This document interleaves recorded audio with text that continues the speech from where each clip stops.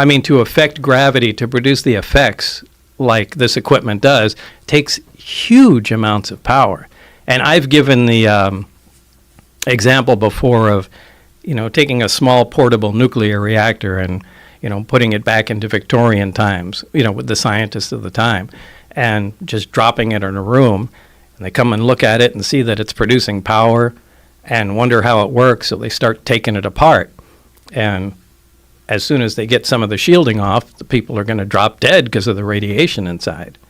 Now, the people have no idea that radiation even exists back then. But anybody that comes in to check on them will also drop dead.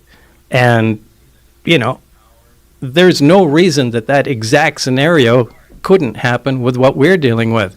We have no idea how the physics operate within this thing. The power levels are, like I said, astronomical. Like, it's incredibly dangerous to tinker with something like that. And, in some respects, we were guinea pigs. Just try to find out how to make this thing. So they had a series, as far as you surmised, they had a series of different scientists try to back engineer this thing, try to figure out what this thing was, and they would bring in new people and let's throw Bob at it. Yeah. And they I don't know how many, but I knew there was certainly one before me, and I knew he died during the analysis of the reactor itself. And you don't know how many have worked on it, and no one gave this any could have been indication. there for 50 years. It could have been there for 5 years. When they're giving you instructions, what are they saying? Like when they're giving you direction, they're showing you all this stuff. Like what are they saying? What are they asking of you? Well, essentially what they ask is what I said. We are just to gather as much information as possible, find out how it operates, and see if we can duplicate it. So, but they never told you where it was from. They never let you ask questions about where it's from. Well, if the information I read in the briefings was accurate, now what I do have to say is the information that pertained directly to the reactor was accurate. What I read did jive with reality.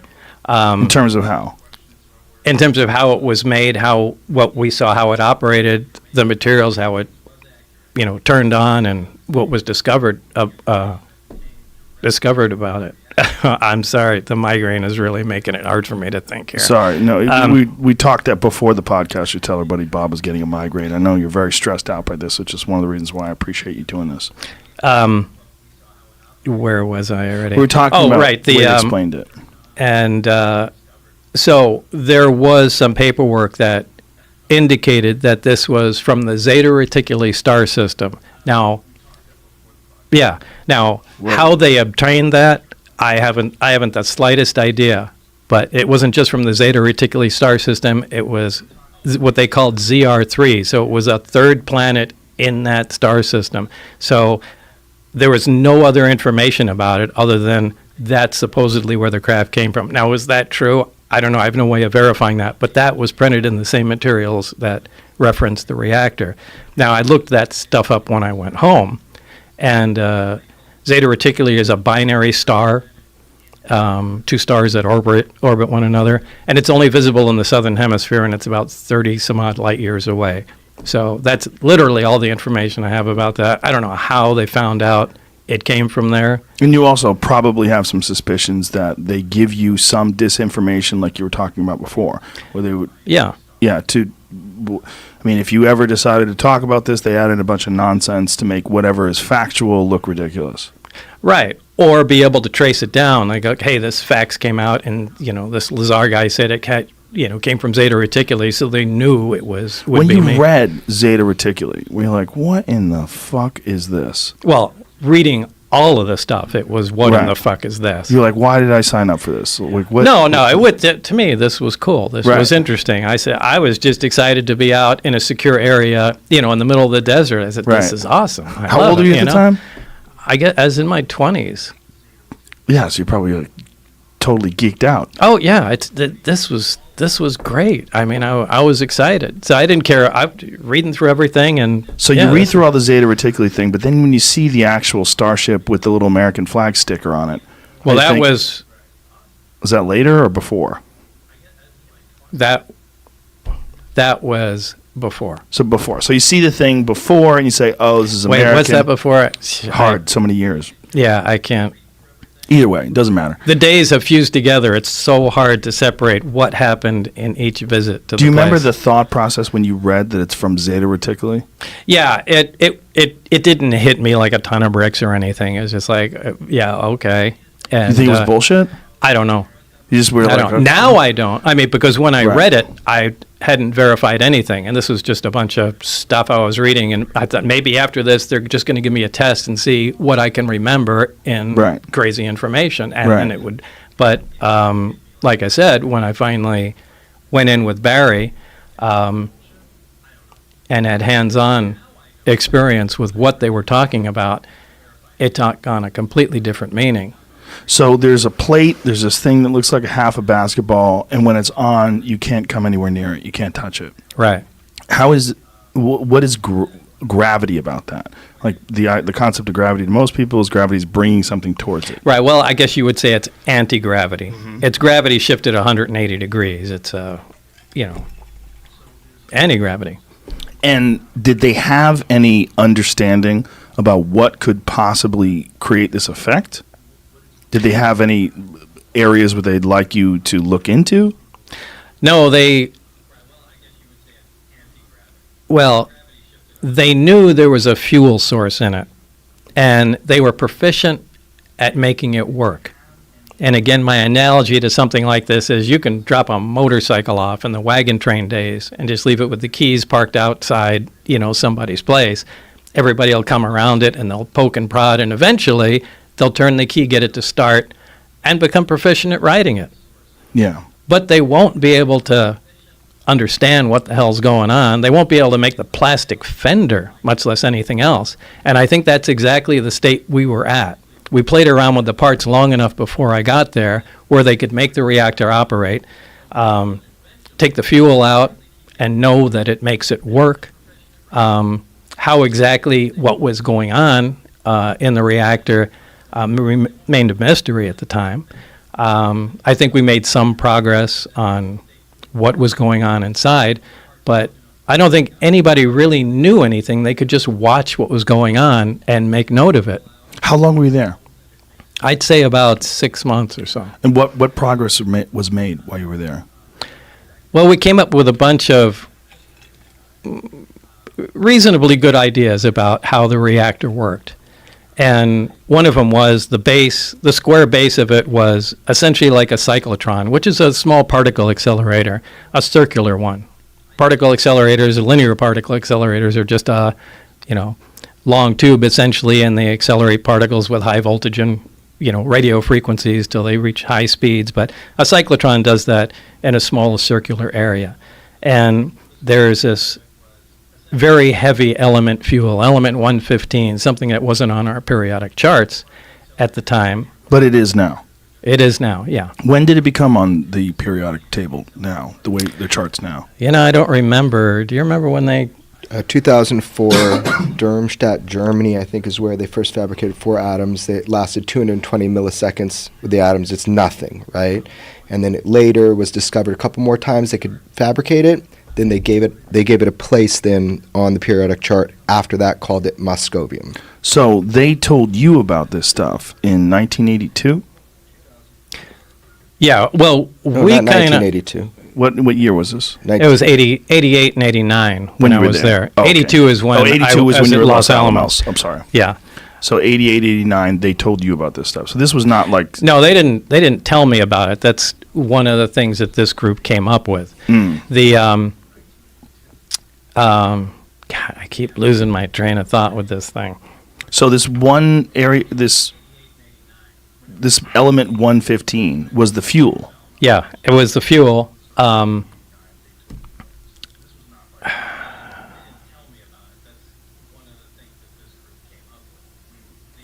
The world will forgive you for having a migraine. Can I just It's really say hard to one- think through I this. understand. Just give me a minute. We'll just give you more I booze. just want to say one. Yeah, definitely. I was going to say one thing.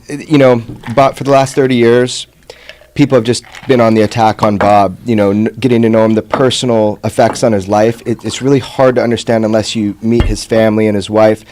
I mean, this is the last thing he wanted to fucking do, was have to talk. Yeah, we should explain that, Jeremy, that Yeah. you and I had this conversation. For I a long watched your time. documentary. We had this conversation, and I said, I have to talk to him. Yeah. The there's been detractors. There's been a bunch of people that called bullshit on many of the things that you've said, but over time, many of the things that you talked about, even in the 80s, have proven to be true. Things that people said were not true were proven to be true. Element 115 was one of them, right? Right. Element 115, the fuel they had, was stable. In other words, it didn't decay. It wasn't emitting radioactivity. When they synthesized the 2 or 3 atoms of the 115, it did decay, and it was not a stable element. So they're kind of two different things. But this is kind of typical. Elements always have, or pretty much always have, stable isotopes and unstable isotopes. Like I think cesium has like 30 unstable isotopes to it. So, hydrogen, for example, you're familiar with hydrogen gas. It's stable. It's not radioactive.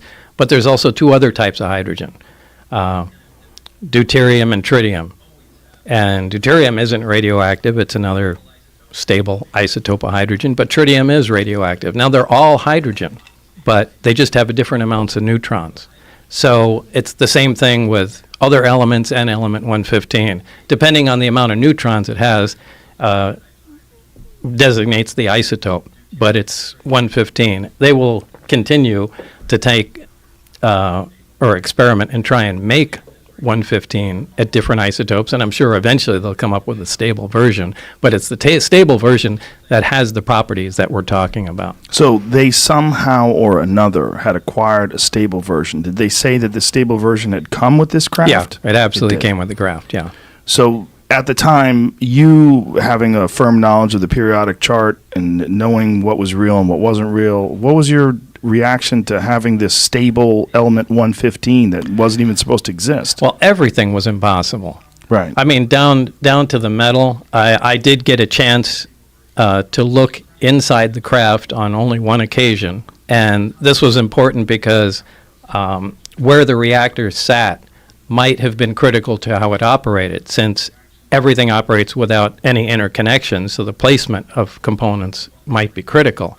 So they allowed me to go inside and look at it. Again, I forgot where the hell I am. So you're going into this craft, and what are you thinking when you're inside of it? Like, what are you seeing? It's a very ominous feeling because there are no, first of all, everything is one color. It's like a dark pewter color, and there are no right angles anywhere. It's as if somebody took, I've said this before, somebody took a model and fashioned it out of wax and then heated it just for a short time so everything melted. Everything looks like it's fused together. Everything has a radius of curvature where 2 items meet. It's a really weird looking thing. But there was almost nothing other than a small foldable hatchway that looked recognizable. Everything was really unworldly, to pick on it, a way to describe it. So you get inside this thing, and it's designed for something that's much smaller than a human being. Yeah, you can't really stand up till you get to the very center of it. And how tall are you? I'm 5'10". And what do you think this was designed for? I'd say something close to half my height. Wow. So these little 3-foot tallish creatures. Yeah, and the seats were small too. I mean, obviously it was made, for something small. But there is no, there's nothing else in there. There's just seats, the reactor, and some of the subcomponents. There's no control panels. There's no bathroom. There's no decorative components or artwork or anything that you would recognize or trim. I mean, it's just a very bare bones thing. You're not seeing any screens? Well, there are archways around it that are part of the superstructure, and that one of the archways can become transparent. When I was in there was another group working on one of the archways, and you could call that a screen, more or less. So through that archway, it would maintain the solidity, the solid whatever metal it was, Yeah. but you could see Yeah, through it just became transparent. Yeah. I saw that happen once or twice before I left. Did you ask any questions about what the fuck No, that there's was? no asking There's questions. no asking questions. No. But when you watch something become transparent and you realize it's still there, but you can now see through it. Yeah, I mean, now that's not that impressive. We do have some liquid crystal materials that are like that.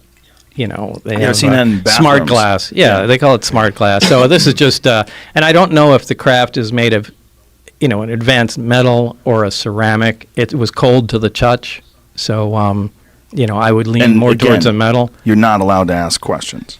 No, they work on the buddy system, so I can only exchange ideas and talk to Barry. Now this really interferes with science because science is based on free discussion, and ideally you get a bunch of guys together, exchange ideas, work on problems, and that's how things move forward. But they're so over the top concerned about security, they split everything off, and everybody becomes stagnant. It just destroys any of the progress you can make, or at least makes it go so slow.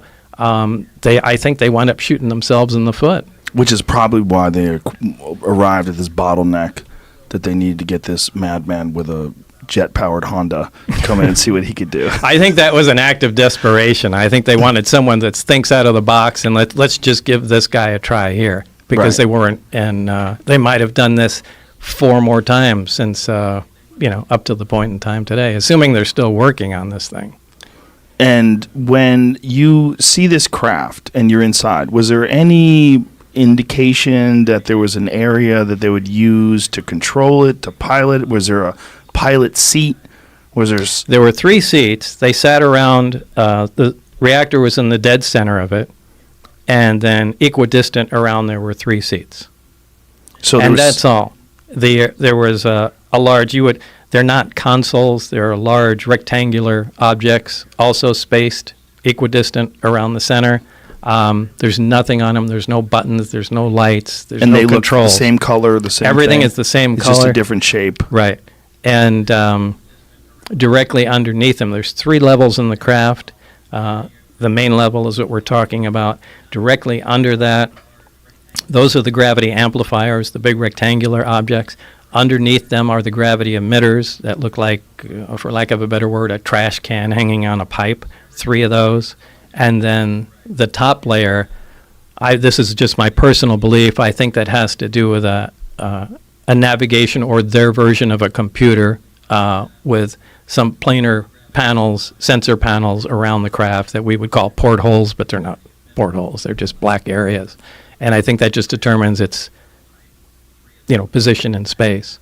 But I physically was in the center section, and I stuck my torso in the bottom section and hung upside down so I could see how the gravity amplifiers were positioned. What is the roughly the size of this thing? It's I don't remember from being there, but after all this stuff was over, I had John Andrews, a guy from the Testers Model Corporation, and you know, we sat down and tried to figure out from what I saw and known sizes of things, and we came up with 52 feet in diameter.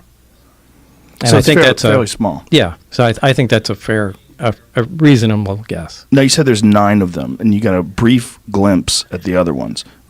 How were they different? Oh, they looked completely different. One looked like I called a Jell-O mold, and it looked like a classic Jell-O mold with the rippled sides to it. One was a very flat disc, you know, like like a straw hat or something like that. That was sitting up on its edge, and the thin part of it looked like a projectile had been fired through the edge of it. So I don't know if they were attempting to see if the metal could be penetrated, or if that's where the thing came from. Maybe it was shot down. But that was the only one where I saw there was, you know, actual physical damage to it. And that one was roughly the same size? They're all... They were kind of too far away to tell. And there was several teams that were working on the propulsion system, so there was different teams that were working on these different aircrafts? I don't You don't know. I could only assume. Right. Now, when you're sitting in this thing and you're looking at this otherworldly craft.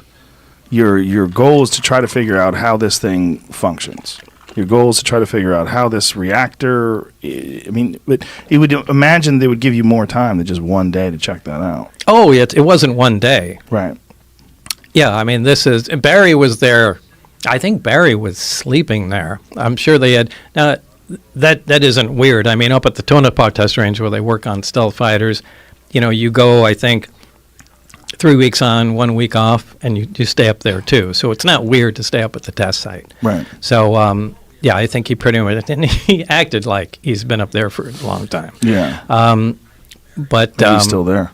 Yeah, who knows? Do you have contact with this guy? No. Oh, no. I wish I did. I kind of thought he was going to come out after I did. Right. And I think I took so much flack and it's so much shit for what went on.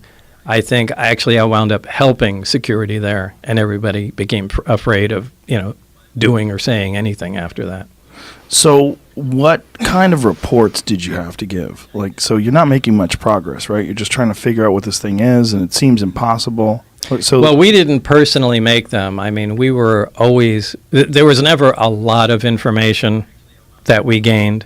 The guy, you would call him our supervisor, his name was Dennis Mariani, and kind of a military-looking guy. And he would routinely pop in, during the day and, hey, what's going on, guys? And he would essentially relay any information, anything new we came up with. I mean, he was our go-between, where we presented him the information, then he took it to wherever they were, assembling all the data from everybody. Now, I assume you're working normal days, like an 8-hour day? No. No, it was really weird that I would be only called in on certain times and certain days, and they would be weird hours, too. Most of the time was later in the evening. I mean, I can get a call at 11 o'clock at night, and they'll say, it's now 11 o'clock. By 11:45, you need to be at the McCarran terminal, and, we'll let you know when we have more information. But what did you do while you were there? If you're looking at this object, this reactor, and you can't figure out what it is or how it works, other than the fact that it works on this element that we don't even know about. Sure. I mean, the thing was what you do in, with anything. If you're trying to analyze it, all you can do is perform tests. And all we did is try and come up with every kind of test we possibly could. I mean, we tested, it violated a lot of what we thought was impossible to violate. I mean, one of the first laws of thermodynamics, I mean, essentially, any machine, any device that operates always makes extra heat. Nothing works at 100% efficient. Even the headphones you're wearing, anything that takes power, some of that power is going to be converted to heat, and it's just wasted. This didn't. I mean, we looked at, back then we had infrared cameras. They're different today, but back then you had to pour liquid nitrogen into the camera to cool the sensor down and get these infrared images you've seen. But it never got, no matter what the load was on the reactor, it never got above the ambient temperature, which is impossible. I mean, you're, pulling out huge amounts of power and nothing ever gets warm. We tried measuring magnetic fields and there was nothing there, so we started playing around with the emission from the emitters, the gravity wave itself, and saw what we could do with it and how it was focused. So we really spent all our time just trying to see what the stuff can do and what we can control. So you were seeing what it could do, but you couldn't ever figure out how it was doing it. No, not really. I mean, we really could only use or come up with a best guess. Now, I can't say we really that I could absolutely state for certainty how anything actually worked. Now, how did you know at all how they were piloting it? Because they were doing some tests where they were having these things fly around in the sky, and this is what gets us deeper into your story. Right. I was out there for one test. Right. In fact, I was with Barry in the lab, And Dennis came in and said, we're about to run a test. Why don't you guys come out? Or I think he said, Barry, why don't you come out here and bring Bob with you? We went out there, and the craft was already outside the hangar and was just preparing to lift off. Now, they were in communication with somebody in the craft. So there was a person in the craft. Yeah, there was certainly a person in there. Now, it's not a comfortable place to be in because it's small, so the guy has to be sitting on the floor in the middle, my best guess. And this is the same specific craft that you worked on because that was the only craft that you were in. The only one that I touched and worked on. And it quietly lifted off the ground, which was incredibly impressive to see. Quietly or silently?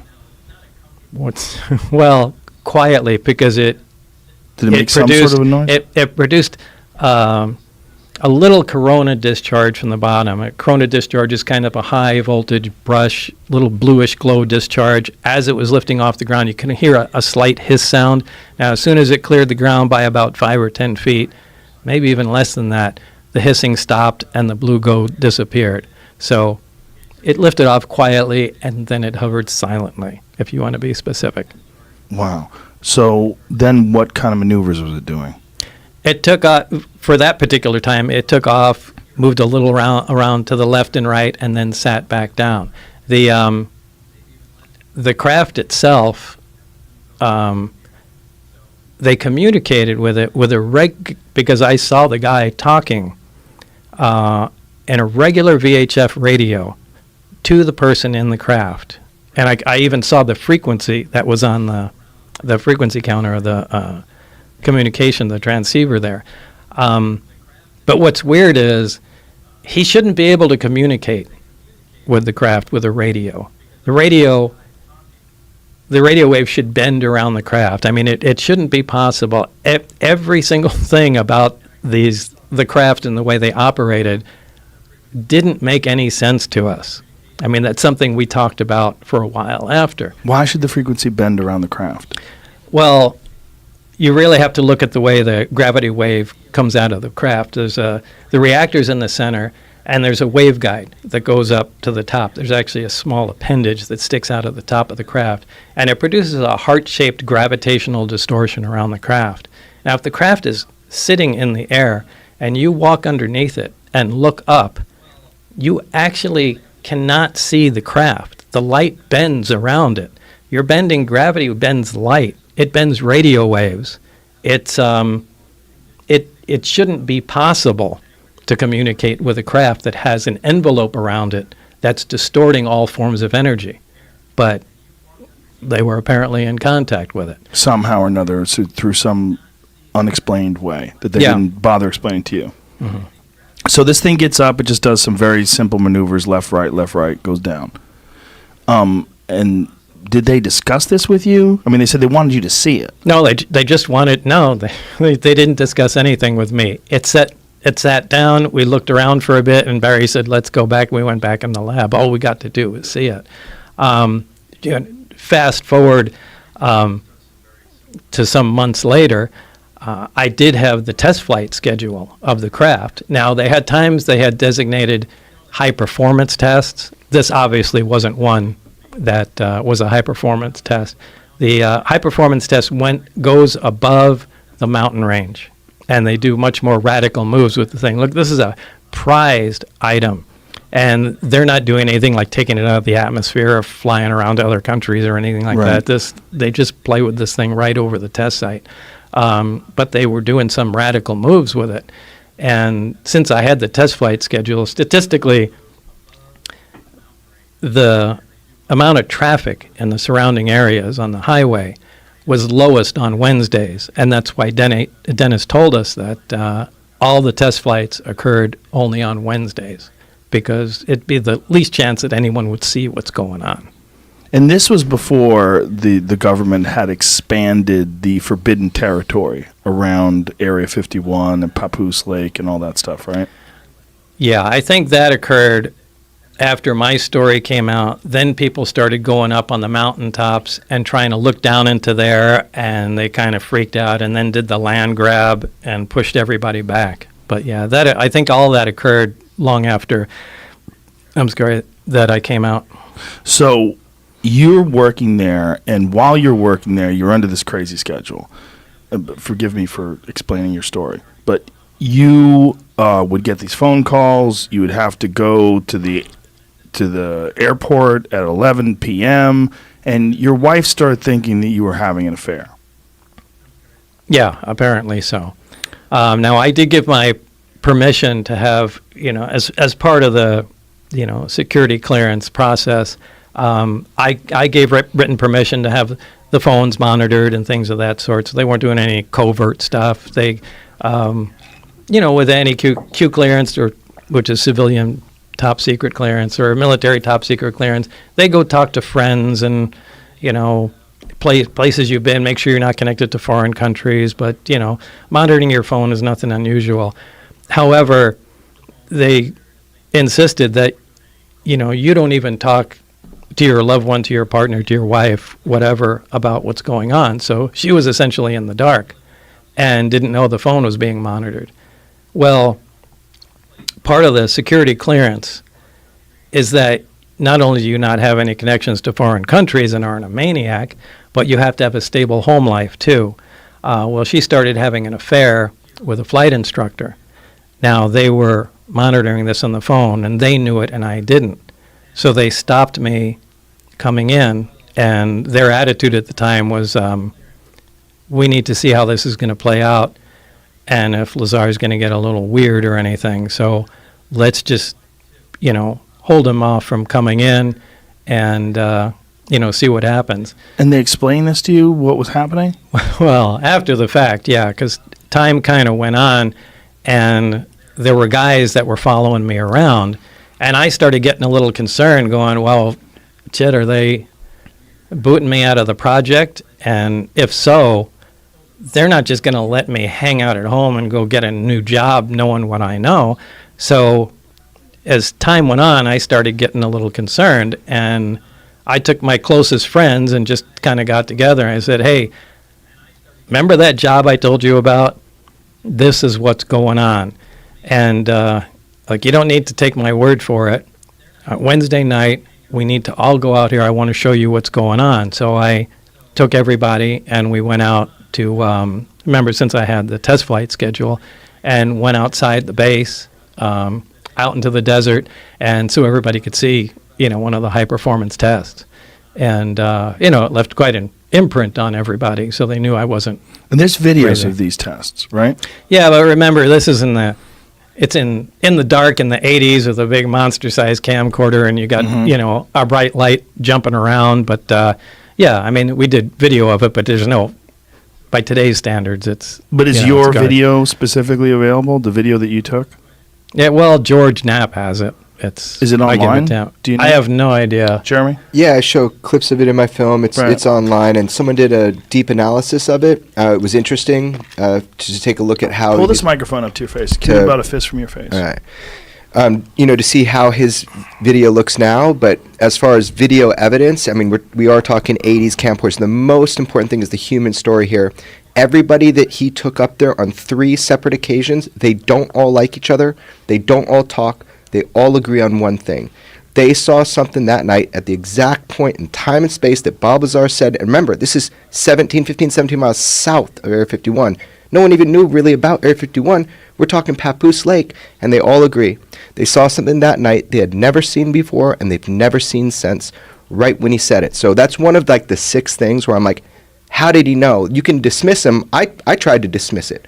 But some things we can't get around, and there's about 5 or 6 of them. How did he know about those? If Jamie wants to find that video right now, what would he look under? Bob Lazar, UFO, S4, Area 51, just kind of like that. So it's like the S4 UFO video, Bob Lazar, and a guy does an analysis, but you're analyzing these 80s videos. Right. He from the very beginning, Bob never said, I have proof of my story and I'm going to tell the world. He said at the very beginning, I cannot prove my story. That's not why I'm telling this. George Knapp convinced him to tell people, and he lived through it, and I didn't believe it either until I talked with George. Okay, so you film this test flight, one test flight, and then you get caught. Actually, it was, I think, the third time because we went out there the first time. Everybody saw it. Everybody was amazed because it did some radical maneuvers, and everybody had a lot to say about it. Maneuvers that I've seen the video. It doesn't. I don't think there's something we have now that does that. No, in terms of like a human piloted craft. I mean, I don't know, obviously, with the government. No, it's impossible. Nothing can move like that. And remember, we didn't start filming from the very beginning. We were waiting for something, to happen. The craft took off and then came flying at us, stopped, turned at a right angle, flew back, and then, after it did some, amazing stuff to get the camera, and then we started filming. So it doesn't have all of it on there; it just has some. The way I describe it to my friends, and they said, "What does this look like?" I said, "Take a laser pointer, and then have a wall, and then move it around the wall." Like, how it moves around the wall, it doesn't seem like it has anything to do with inertia or physics, or it's not impeded in any way by the atmosphere. Yeah. That's what it looked like. You're essentially separated from reality, as crazy as that sounds, with being in case its own gravitational envelope. Inertia is not going to affect it. And, this is how some of those recent sightings of Commander David Fravor, I'm sure you've heard of the Tic Tac UFO. I mean, he describes exactly, the thing operates exactly the way I was describing. That's why he was interested to talk to me. But we saw this, and, on the way home, it's like, hey, we got away with it. We should try it again the next test flight date. So this became a thing to do. And I think it was on the third time that we got caught. I mean, we started becoming a little careless. I think we took a motorhome out there. And, I mean, it was like the stupidest thing you could possibly imagine. Started tailgating. Yeah, it was ridiculous. And again, you're in your 20s.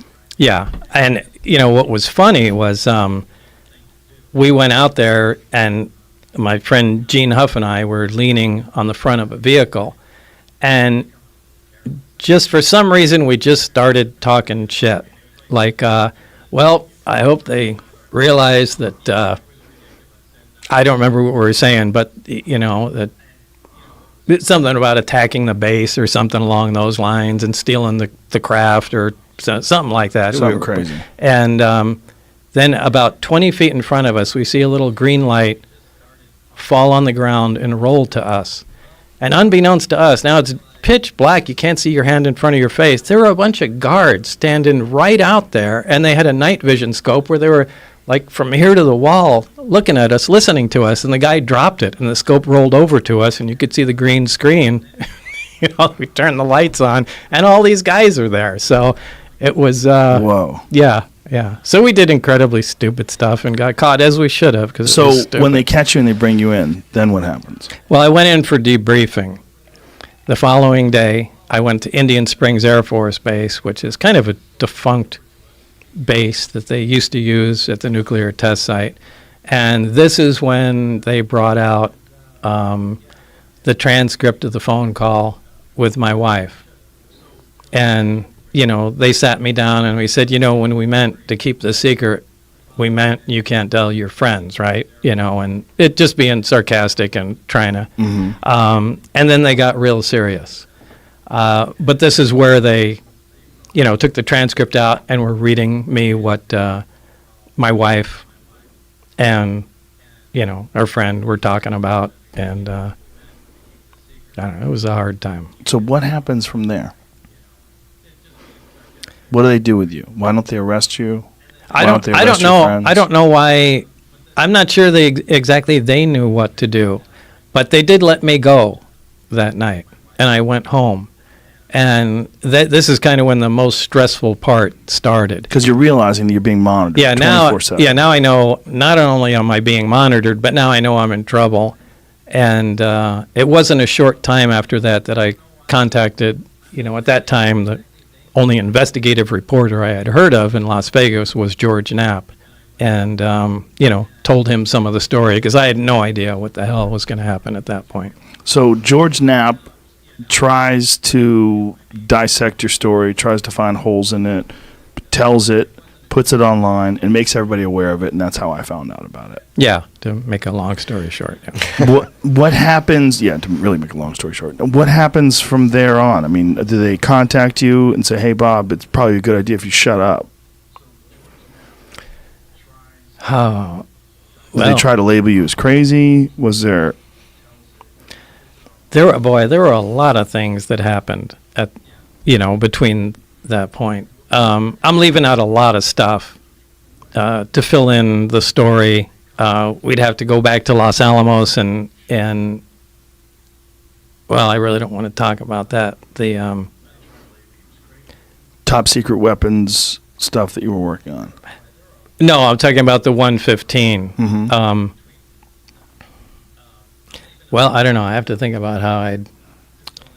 What is the problem with this? I don't want to get myself into more trouble by admitting something. So I just have to dance around a couple. He was rated just during the filming of the movie. People thought it was the movie's great, by the way. Thanks, Joe. And it's on Netflix right now if anybody wants to check it out. And if you're one of those people like me who, I've always loved the idea of UFOs. I became extremely weary talking to people who are UFO believers and UFO fanatics because there's so many of them that are full of shit. And not just full of shit, they're childishly delirious. Like the way they talk about things. I mean, there's so many people that I'm in contact. They reach me in the night and they explain to me what we're doing to the ocean is wrong. And you're like, okay. This is one of the reasons I didn't want to do the show. I'm sure. Well, no, it's no joke. We've had people literally camp out on our front lawn, and in some ways I can relate to some of these people. Maybe some of them did really have some kind of experience or saw something, and all their friends think they're crazy. But hey, now there's this guy I heard on the radio, and at least he knows I'm not full of shit, so I got to talk to him. Right. And so most of the correspondence I get are people trying to get a hold of me going, Bob, you got to listen to me. I'm coming to talk to you. I'm driving from Oklahoma or whatever, and but some of them are just fucking batshit crazy, and they're frightening. There's a lot of schizophrenics that are involved in the conspiracy world. So there's a lot of people that have real issues. Joe, it would be a disservice to your audience to not say that we have to look at what's going on now and understand. I've heard on your show a bunch of stuff about what's going on now, and to not really understand what's going on now, you can't see Bob's story in the correct light after 30 years. And at some point we should just touch upon that. The biggest being that things like the Tic Tac UFO case that came out, I've heard people, even on the show, say, oh, there's a glitch in the radar. That's a data poor perspective. You just don't know yet what's really going on. Commander Fravor, I was able to get the interview with him to talk with him way before it became public. I got that from him. He saw it. Other pilots saw it. This is a big thing that's going on right now. They had more sightings on the East Coast recently, cubes with spherical ores. These are not aerodynamic, and these are the people we trust to defend us on 9/11. Commander Fravor protected Los Angeles on 9/11. So we trust them, but they're not trained observers. Radar, individuals see these things, and the big one, just to throw down so we can consider a story a little differently, there's more depth to it. The big one is the United States government has admitted that they have been continuously studying the UFO phenomenon. That program was called ATIP,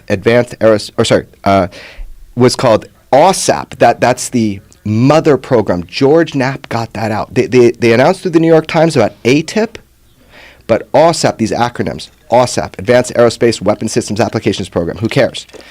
That was the mother program. So they've admitted we didn't stop studying UFOs in 1969 with Project Blue Book. We don't think it's crazy. We actually want to reverse engineer the technology. That's why on your other show, you said, what's this AAV thing? It's like they're making up another UFO name. Well, hold on. There's a reason. Because in the documents, the DIA documents that George Knapp released, that everybody said was fake till now they know is real, they call them AAVs, which is Advanced Aerospace Vehicles. People are getting the acronyms wrong. So the reason for the terminology change is so that we can mimic what we're reading in the DIA documents. People can look for that now. So they changed the names to get people away from UFO or UAP, even like Hillary Clinton said on air, right? So what are you talking about? Hillary Clinton said on Hillary Clinton informed the public on Jimmy Kimmel, oh, Jimmy, we don't call them UFOs anymore. We call them UAPs, unidentified aerial phenomenon. Right? So she kind of was giving, the Clintons are very into the UFO topic. Senator Reid, he's done a lot for the subject, the study of it, right? So she informed the public so they could look for the right term.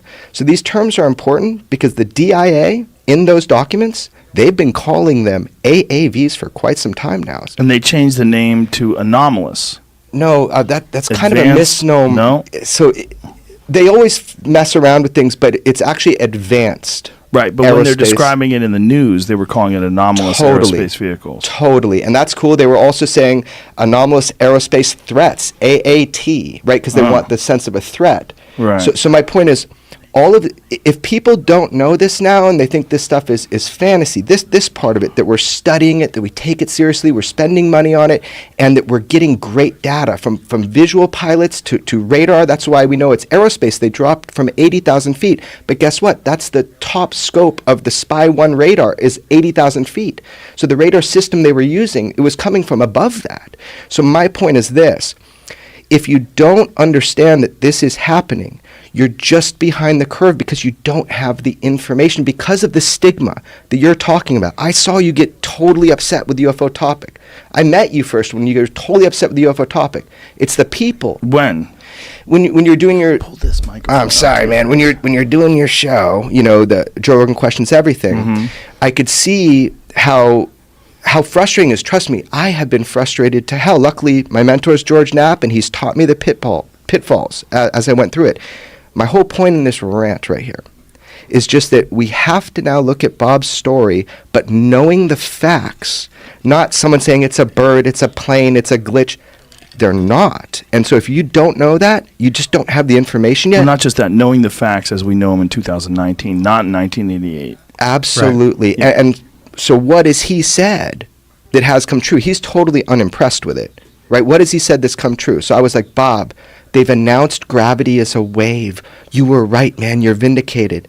And he looks at me and he's like, well, if you think about it, Jeremy, I had like a 50-50 chance. He was not very impressed, right?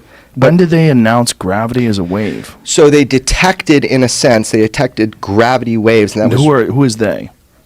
you might know more. There's two black holes that were colliding, and that's how they were able to detect. Yeah, somebody built, I don't know which group it was or what part of the government.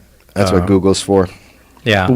But they, built a gigantic gravity wave detector and pretty much detected. That there are such things as gravity waves. First observation of gravitational waves. It says it was in 2016.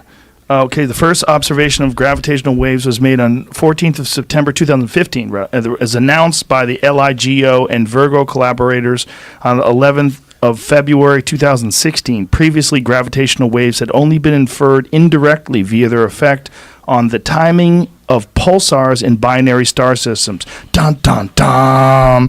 The waveform connected by both LIGO observatories matched the predictions of general relativity for a gravitational wave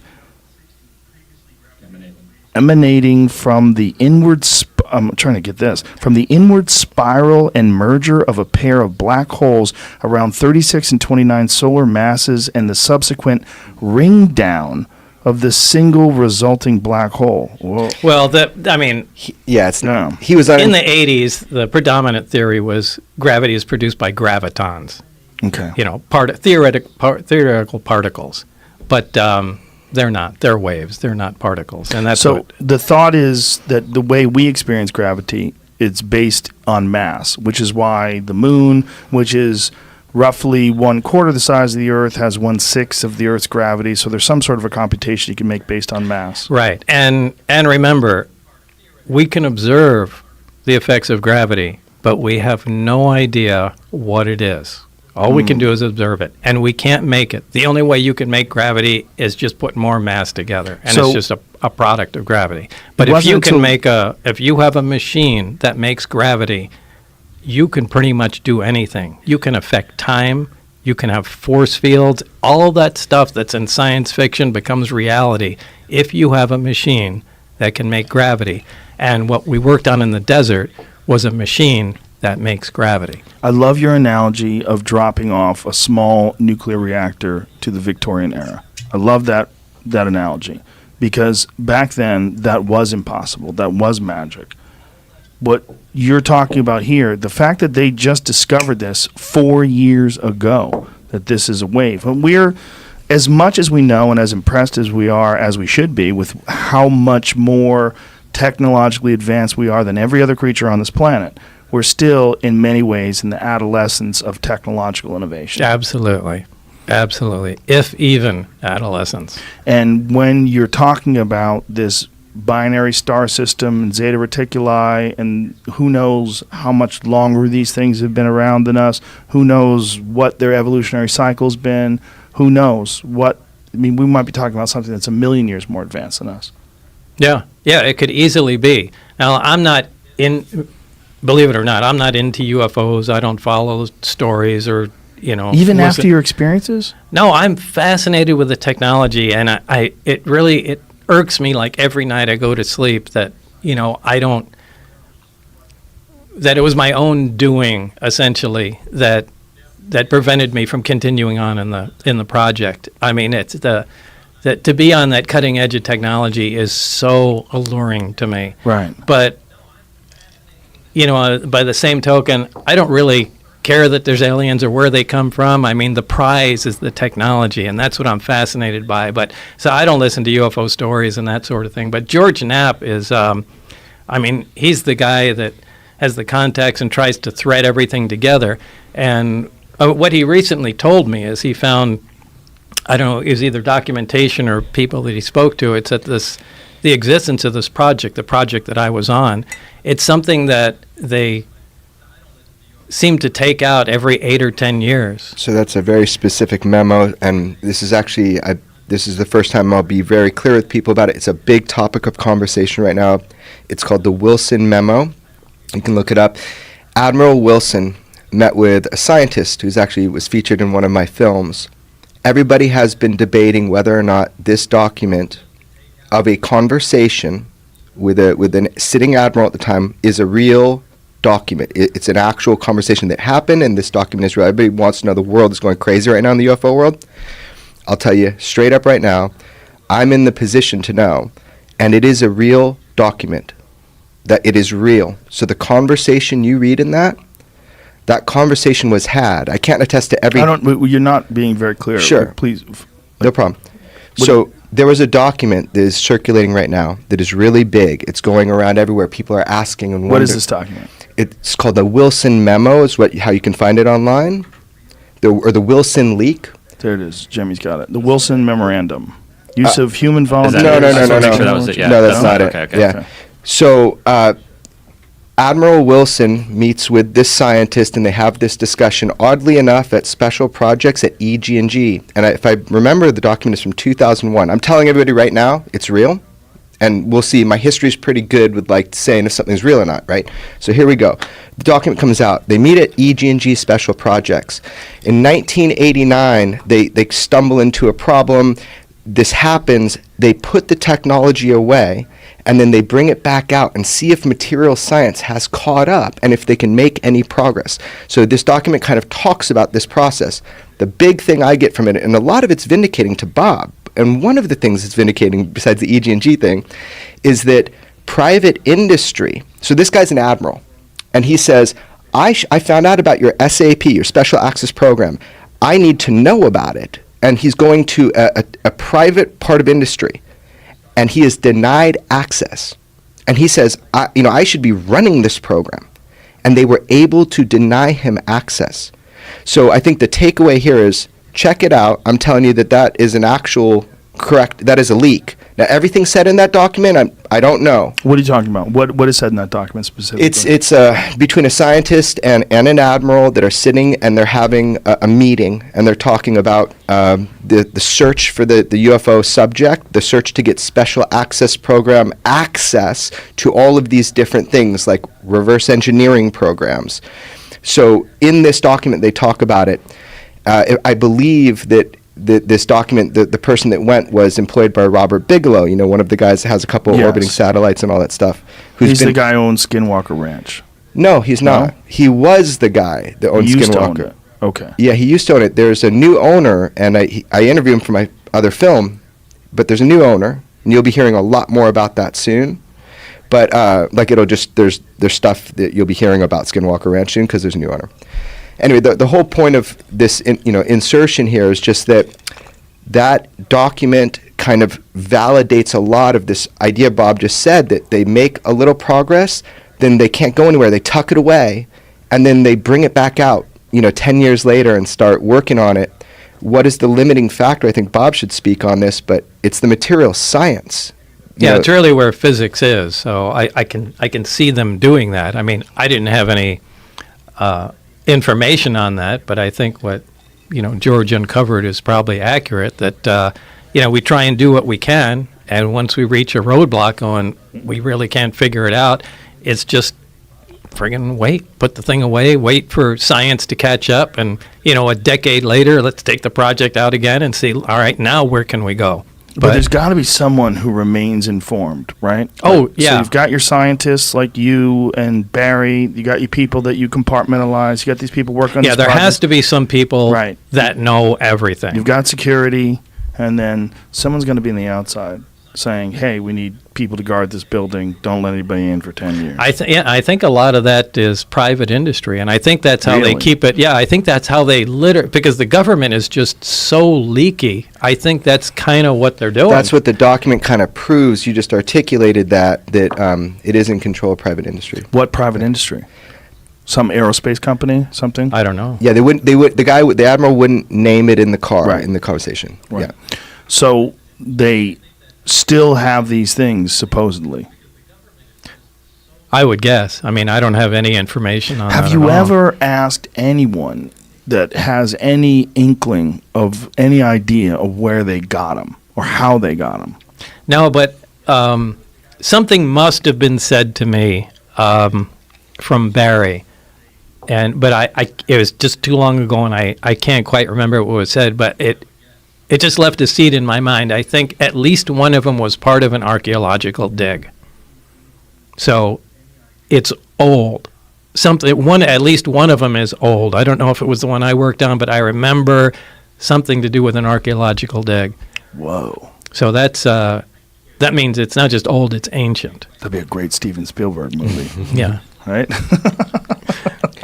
as all of it would. Yeah. Yeah. That tripped me that's out when he said that for the first time. Yeah. That's a freak out right Yeah. there. Just a couple of dudes with some brushes looking for a Tyrannosaurus Rex bone. They And- hit metal. And when did they find it? That they have 9 of them. Yeah. Well, and how could we have not heard about that? What about the guys with the brushes? How could Yeah. you uncover something like that? And Well, Joe's newspaper at home does. I mean, they said it on that first day. Oh, you mean the Roswell Yeah, Billy yeah, the record? one you told me, yeah. Yeah, I have a cover. What is this here, Jamie? This is the document, but I had to do some digging to find it. Yes, it's just kind of, so this is where they meet at EG&G, and this is Admiral Wilson, and there's a lot more coming out. Now, I want to be clear, George didn't put this out. He didn't leak this out to anybody. This is, I can tell you how Who I... recorded this conversation? So this was an employee of, at the time, Robert Bigelow. And this is in 2002? Right. Do you remember when he had that government contract called OSAP, the world all knows about now, and he had NIDS that studied the ranch? So that $22 million, everybody is saying it was for ATIP, Advanced Aerospace Threat Identification Program. The $22 million was for OSAP that was pushed through Congress, 3 congressmen, right, an astronaut. It was pushed through.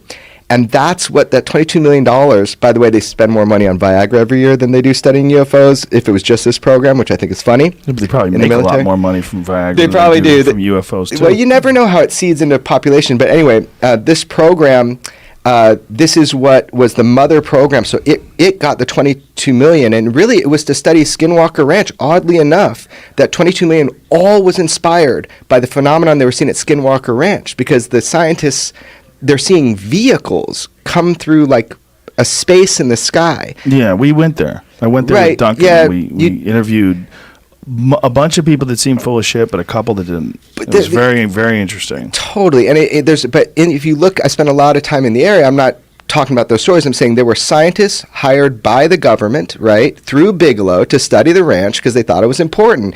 And, whatever.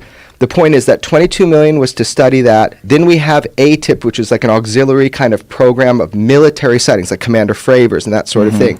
This document is just one of those things that has now come forward that through the Bigelow studies, it was government funded, and then it was personally funded and then government funded. It's just one of those things that kind of shakes you because you got this military guy who can't get access because of the private industry that's holding these non-terrestrial materials, that they can't study it. So that's the claim right now. Give it some time, let people dig more into this. It's fascinating, man. So you are essentially you're kicked out, right? You're out of this program. You can't work with these crafts anymore. And do they give you any threats? Do they tell you what you have to do from here on out? Yeah, well, I mean, the way it ended was I told George Knapp all this stuff, and he said, "Well, let's just get it on tape. Should something happen, at least we have a record of it." And I don't remember what the impetus was, but at some point George wanted to air it, and he said, "You make the call on it, and look, if at any point you change your mind, we won't air it." And it came down to the day where George wants to put it on the 5 o'clock news. He said, "Hey, this is important stuff. People have to know about it." And I thought it was too. I thought it's kind of a crime. I know you got to keep the technology secret, but you can't not tell everybody that this stuff is going on, that we have, actual hardware from another civilization. It's a big fucking deal, probably the biggest one there ever was. And George said, today's the day, we got to put it on the news or something to that effect. And when it came right down to the time to air it, I changed my mind and I said, we're not doing it. And that's what turned into the famous wrestling match between me and George trying to get the tape, but he won because he was a bigger guy. So you actually physically wrestled? Well, I think it was more of a pulling match. I don't think we ever hit the ground, but he got the tape, he put it in the player, and boom, 5 o'clock news was on. And then I got a call after that, and they said, it was from Dennis. He said, "Do you have any idea what we're going to do to you now?" And he hung up the phone. That was the last communication I had with him.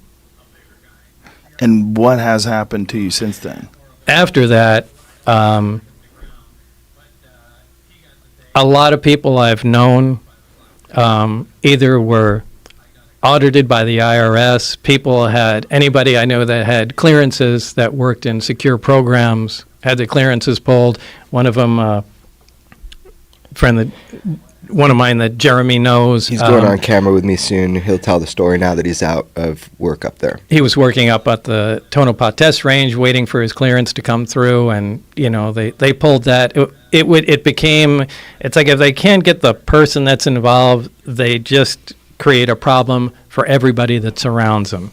And so, I mean, the way it turns out, it hurt a lot of people's lives that I was connected to. And that's an effective way of shutting someone up. So did you feel that by coming forward and going public, they couldn't just snuff you out? That's what I was told, and George and everybody, said that. It's public. There's, no one will touch you. And I fell for it.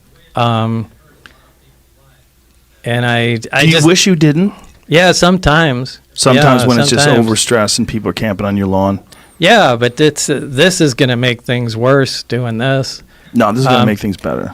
That's what I was trying to tell him. How is this going to make things better? Well, because you're getting a real chance to explain yourself in a way that's going to make people who not only work in the government, people that are police officers and firefighters and first responders and doctors and scientists, they're going to empathize with what it must be like to be a person like you in your 20s who gets thrust into this world unknowingly and confronted with one of the most, if not the most, important discovery in the history of human beings. The big question, are we alone? It's the number one question. Right. Alone. And someone knows we're not alone. And these some people who know we're not alone are these bungling sort of even if they military weren't, folks. it's a crime that Yes. they're not telling the Yes. rest of us. But I mean, I don't mean bungling in terms of they're incompetent. I mean, they can't be competent. It seems to me, to what you're describing, that no one can be competent with this technology. Like the Victorian era scholars analyzing some sort of a nuclear reactor. There's no way. Why do you It's think beyond us. Why do you think they're not telling us? Let's just make an assumption that this is true right now. Why do you think that they're not telling us, that our government doesn't tell us? What's your best Well, thought? let me put it into what you do. If I'm the president, okay, and I get this information, what do I do with this? What do I do with this? There's something that we don't know. There's something we don't understand. There's something that came from another world. We got it tucked away in the mountains, and just wanted you guys to know about it. Hey, sleep tight. Hey, American Idol's on tonight. Who do you think's going to win? Yeah. Who's going to win America's Got that's Talent? not gonna happen. Da, da, da, da, So da, what- da, da, da. One is uncertainty, and the other one is what Bob and I have talked about a lot. Absolutely not knowing what to tell people because you don't really understand it yourself, even though Right. you've got What these. do you say? If you want to run a government, you want to get people to pay their taxes. But there's something else. Yeah. Because- What do you say? So you have these objects flying with impunity, right? But you have something else. Well, not only that, what can you say? Like, how much do you really know? I think it's Exactly. mainly the technology. They That's- just want to keep the technology secret because Military. if there's, yeah, Whoever Yeah. gets this there's wins, dude. Yeah, They win. you Right. control the world. You literally become invincible once you master the technology. You cannot penetrate a field like that. So imagine I know it's all science fiction, but science fiction turns into science fact. If you have real force fields around aircraft and battleships, you win. You win. You can Right. force your will upon anybody. And like I said, there's so much more to the story. When I was first there were Russian scientists at S4. This was early on in the project. So this was before Operation Paperclip became public as well, right? So I would imagine. that was I don't know what the dates Yeah, were. when was that? when did that was that? Recent. 98, I think. 98. Yeah. Yeah, I don't know the dates on it. So it's roughly 10 years later. Operation Paperclip becomes Freedom of Information Act. We're talking about Russia, not Germany. He's talking about Russian scientists. Yeah, but I Yeah. mean, Russian scientists. A lot of them came from Germany. A lot of those rocket scientists that work with NASA, they all came from Nazi scientists. Got it. So some Russians got some of them. I we just got know some of them. at some point there was intense collaboration cooperation with I mean, Russia. even exchanging some ideas on nuclear weapons and EMP tests and stuff like things Mm-hmm. we would never have discussed with them. But at the same time, it was in the late '80s. They were involved and actually in the area at S4 with us. So And you got to communicate with these guys, or you saw them? no, I knew they were there. Barry would talk about the commies that were there. The commies? And, yeah, the commies. And That was back when they were the commies. Right? yeah, It was the yeah, Cold they War. were real commies. Isn't that interesting? And at some point, it wasn't our group, but at some point, there was a big discovery made. And this did not happen when I was there. It happened in between my trips to there. And after that, apparently, they decided it was just too cool to share with anybody, and the Russians were never allowed back on the base after that. But you don't know what that discovery was? No, like I said, it wasn't my group. So one of the other groups really found out something. But in typical American fashion, it was, all right, this is ours. You guys get the hell out of here. Was there any inkling that any other government had something similar? No, nothing that I had heard. See, that was the thing that always freaked me out, was why, if something was so superior to human beings, it's almost like visiting an ant colony. Like, why would you go to the queen? I don't give a fuck who the queen is. I'm a human. I'm so superior to you ants. I don't care who you have running your hive. I'm just going to study it. I think it's who got it. Who got it? Look at the, rocket technology in Germany. But they got 9 of them? Yeah, that doesn't make sense to me either. So they were either in the same area or, one had clues to where others were.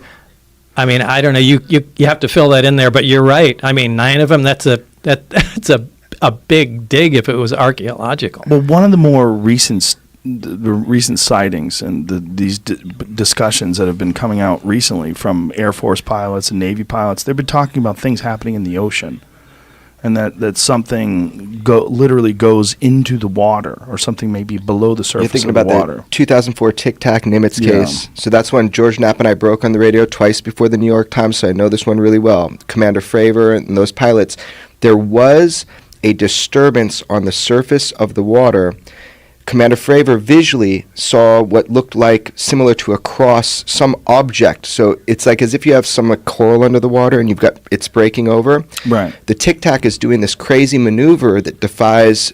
It's a gravity-propelled system. They saw it in the sky before they saw it in the water, right? Yeah, so there were radar that was picking these things coming down from 80,000 feet and dropping to 50 feet in less than a second. This is it, Jamie? What is this? Yeah, this is actually on the news today. There was a briefing. So a lot of people get this confused. Oh, not this one then either? No, so Or, that is called the gimbal. So there's three videos released by the Pentagon that are all actual. Just play and keep the volume off. Okay. I would really just pay attention to the source videos. So you've got the Tic Tac, which is this object that Commander Fravor saw. Another pilot filmed it with a FLIR pod, and it goes. Choop. But this one you see is really important to Bob's story. The gimbal craft. It's been recently analyzed. It's FLIR. Not only does it's definitive that it's not conventional anything by its movements, but there's a pocket of cold air around a propulsion source. So this object, by the way, sat stationary for days, if not weeks. It sat stationary. Yeah, they found it 11 hours later, and they were saying there's no way this thing, using that kind of energy to go that fast, could just Right. hover for The amount of 11 time. hours. And by the way, you're seeing a very small part of what happened that day. This object was not alone. And so hopefully that information comes out, and we can, I wish we had video of it. I'm sure we'd all want to see it. But that's called the gimbal. That was East Coast, right? 2015. West Coast, 2004, was the Tic Tac. The disturbance on the water, Commander Fravor believes there was something under that water that was causing that disturbance when the Tic Tac was coming around and doing it. With inside the people that are studying this, they're thinking maybe the Tic Tac system was causing the disturbance, but the USO, unidentified submerged object that he visually saw, the whole interesting thing about that is, I would love Bob to describe it, is why it doesn't matter if these craft are in space, air, or water. Why doesn't it matter? I love when he talks about this shit. Well, first of all, Commander Fravor was the F-18 pilot off the Nimitz that was sent out to eyes on it for over 5 minutes watching this thing, as 4 other pilots. The way the craft that we worked on flies is it doesn't fly like a conventional aircraft does, and it doesn't fly like a flying saucer would in a 1950s movie. It flies belly first. It may set down conventionally, but it always rotates. It does a roll maneuver, puts its belly towards the target, and then moves away So at it'd high be like speed. a car flying with the wheels forward. Right. It may land on the wheels, but at some point when it wants to leave, Flips it's going up. to flips up, points the wheels where it wants to go, and takes off. And the gimbal video, you can see the craft do the roll maneuver, and it's really interesting. It behaves exactly like the craft that I worked on. So much like we have different shaped aircrafts and fighter jets and cars, they probably have different shapes of these objects that operate under similar principles.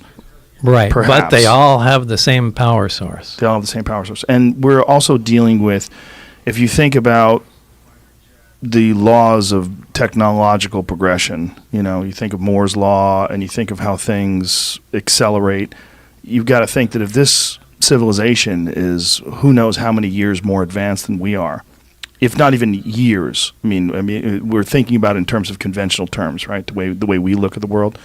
They might be just superior in terms of their intellect. They've got to be.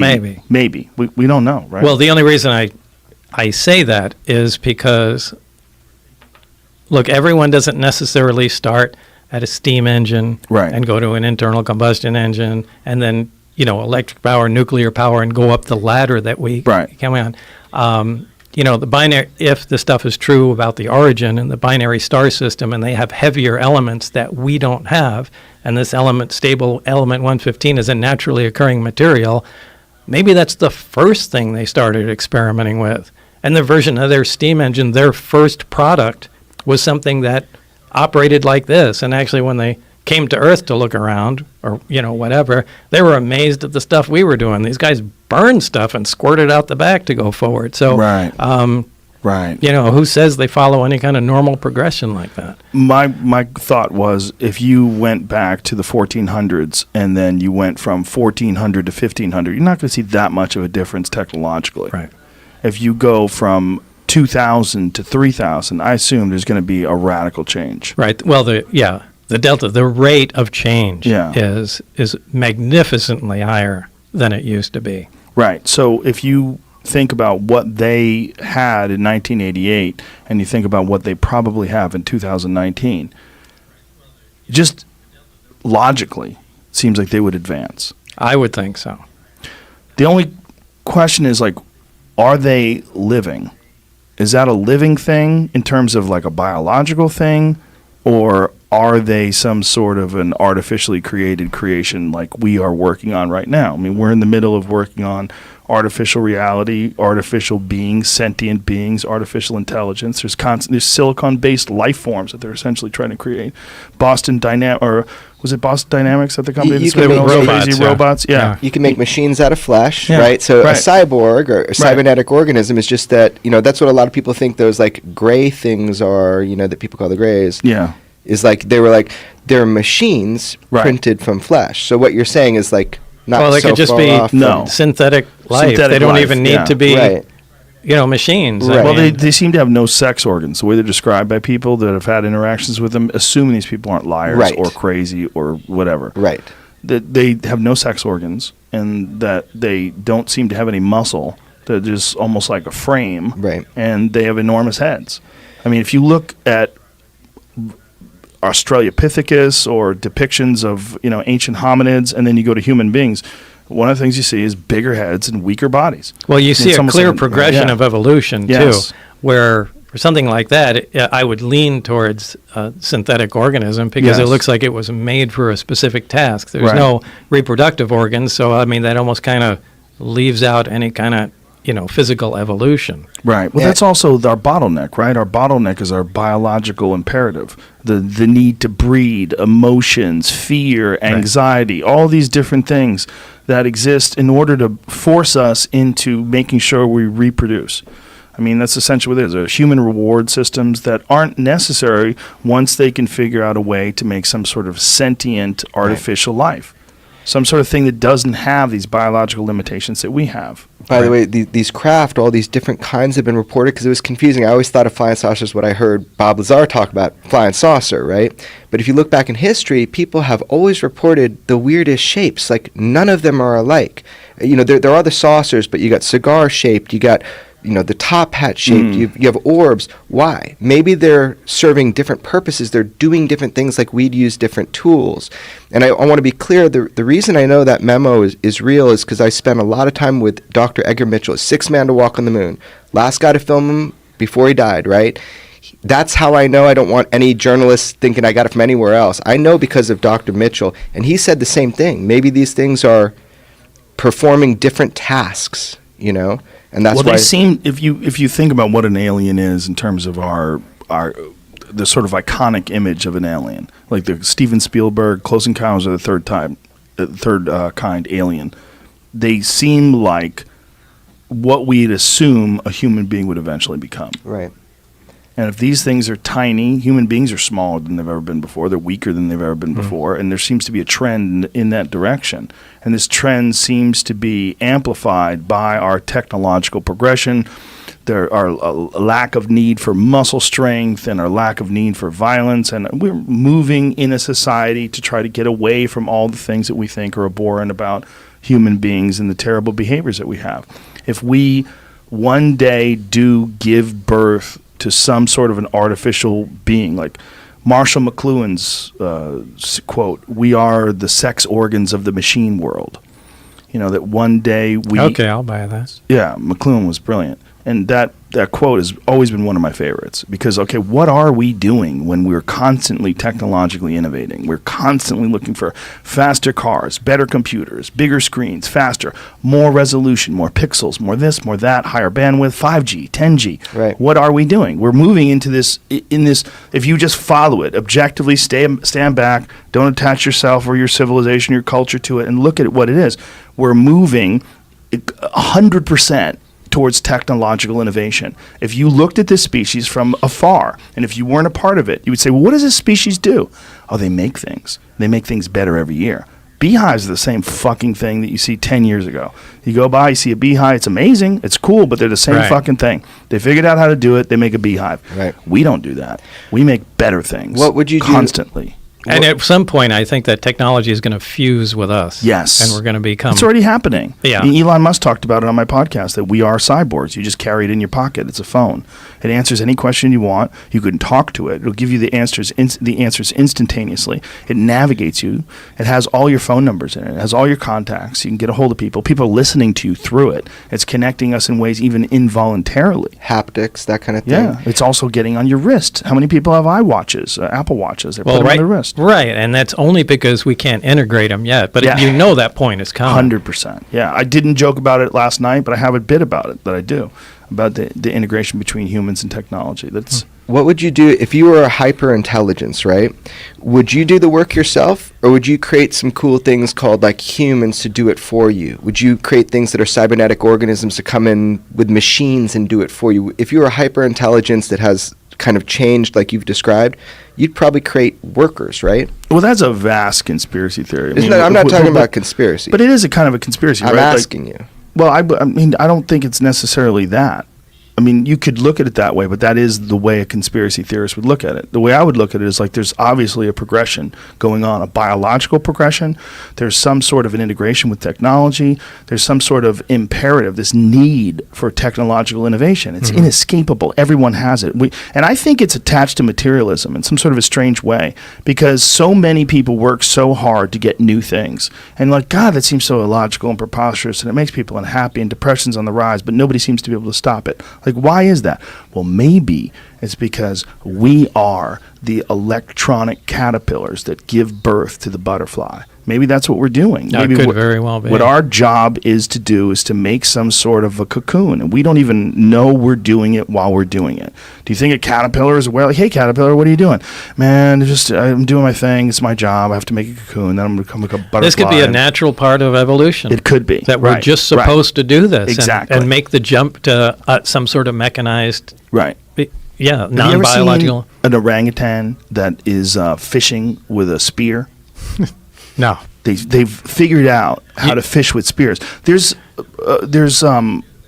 primatologists. I guess you would Wait, call them. without somebody showing them how to fish? No, they've imitated human beings doing it, and now they do it, but they do it independently. They're not trained orangutans. They're wild orangutan. Look at that. There's a wild orangutan. Okay, that's spear- impressive. That's That's very impressive. Well, there's these primatologists. I guess you would call them primatologists. That's the term. That's a great Biologists that believe that monkeys and chimps and some of the great apes are moving into the Stone Age, that they've currently entered the Stone Age. Like, they're not staying what they were 100,000 years ago or 500,000 years ago, but they're actively using tools, and they're experimenting with different ways to use those tools. And then they're making tools out of stone. They're making tools out of sticks, and they're using them. Well, this might just be what happens. This might just be what Right. happens. I mean, why Right. else? Why the fuck do we work so hard? I mean, I was driving to LA this morning. I had a doctor's appointment, so I was on the 405 at 8 in the morning. Like, Jesus Christ! Like, this is so crazy. When you're on the 405 in LA at 8 o'clock in the morning, you see literally a million cars. Yeah, red light. And it's just everywhere you go, it's people. And also, I'm in a Tesla, so I have it on autopilot. So I'm there sitting, I'm listening to a podcast. I barely have my hand on the wheel. I'm not touching shit. This car's driving me along. I'm not even doing anything. I'm just hanging out. It's so much less stress, by the way, to do it that way. Right. So it encourages you to innovate. It Yeah. encourages you to embrace this new technology. I got this giant screen. It's showing me the navigation in front of me. Oh, I'll be there 5 minutes early. Excellent. And I'm listening to a podcast wirelessly. It's Bluetooth streaming from my phone, and I pulled that podcast, which came out today out of the fucking sky, and I'm listening to it, and I'm all comfortable in my nice little car, just driving on my way to the doctor's office. This is irresistible stuff. Yeah, it's different than your Walkman. Yeah, you know, back in the it is day. irresistible.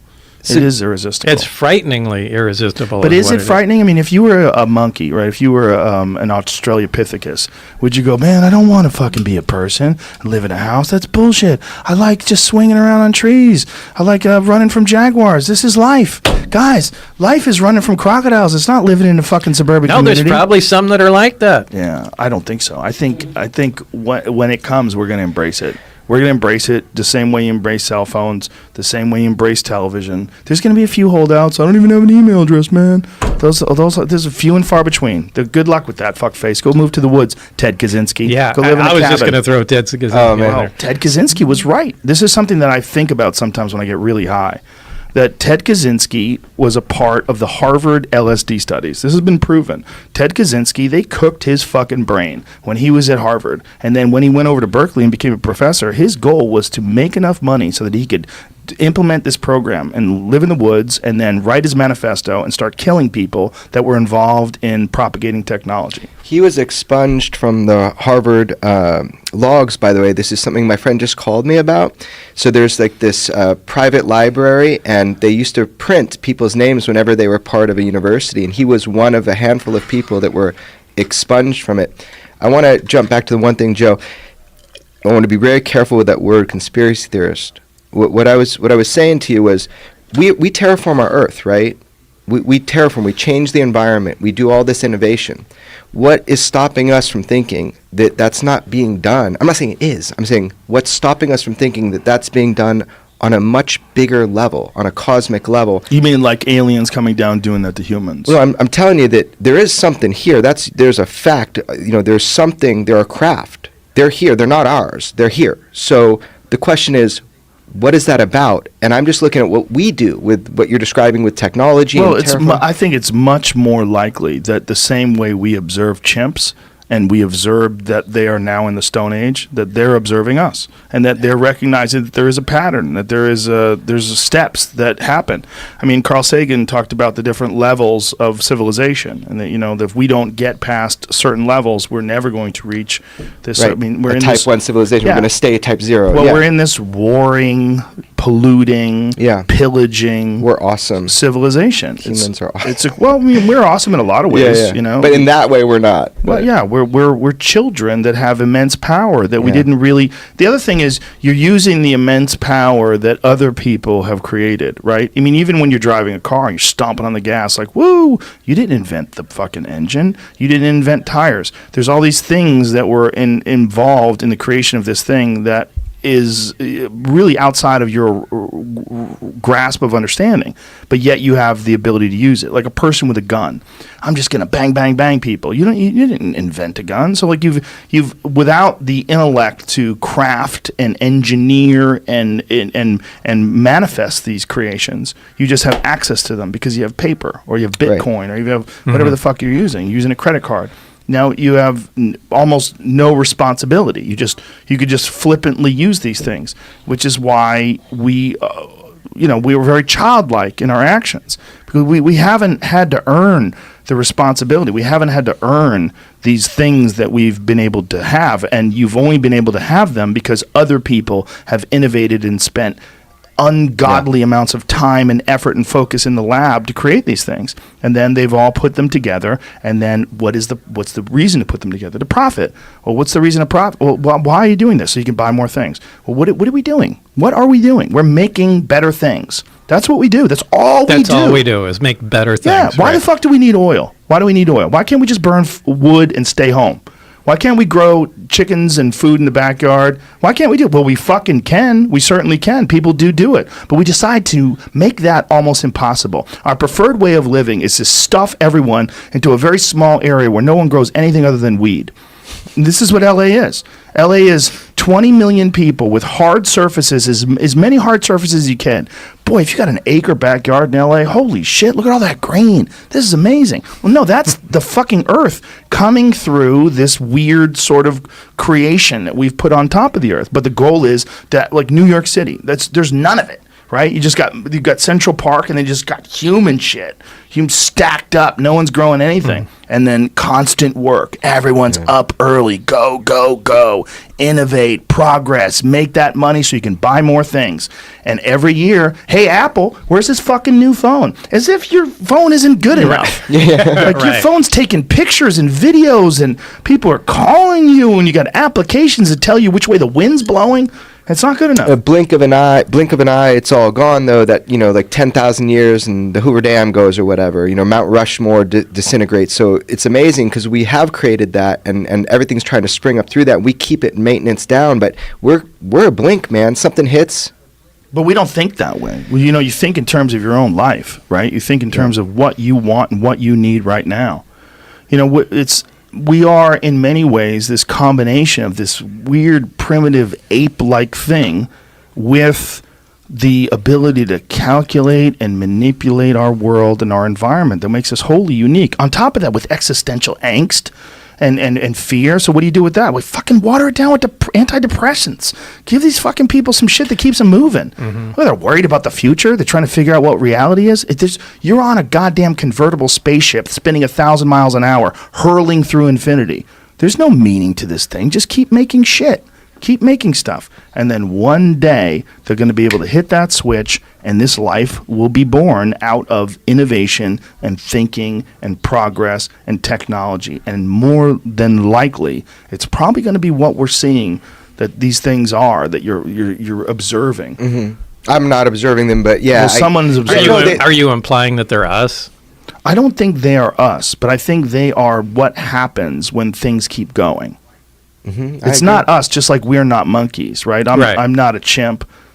Oh, that'd be cool. Like. They're from here, is your idea? No, that this is what happens all over the universe. Yes, right. Yeah, totally. That this is what happened. Look, here's the thing. I went to see Brian Cox's, he has this amazing live show with Robin Ince where they have these LED screens, these huge screens with this high resolution depictions of the cosmos. And one of the most mind-blowing things was he has this large-scale image of the universe, and it shows all the individual galaxies of the universe, and it just keeps moving through all these galaxies in 3 dimensions. And it's fucking incredible. But what's stunning is the relative uniformity of it, even at, you're obviously looking at an incredibly small depiction of something that's immensely large, like a galaxy of hundreds of billions of stars. You're seeing it as this little dot, but this little dot that's flying through space, surrounded by other little darts with very similarly spaced distances between them. So I'm like, if we see uniformity in that form, in terms of like the distance between galaxies, like so many galaxies, it's so similar. They might vary slightly, and that slightly might be hundreds of millions of light years, right? But there's so much uniformity. Why would we not assume that uniformity exists pretty much everywhere, and that all these things that you're seeing that are so similar, you do see binary star systems, you do see single star systems like star, but there's also some speculation that Earth and that our solar system one time was a binary star system, right? I mean, that's one of the speculations about that object that they find outside the Kuiper Belt that they think is 10 times larger than Earth. They think it might have been at one point in time a star. But this uniformity that you see, why wouldn't we think that has its same implications biologically?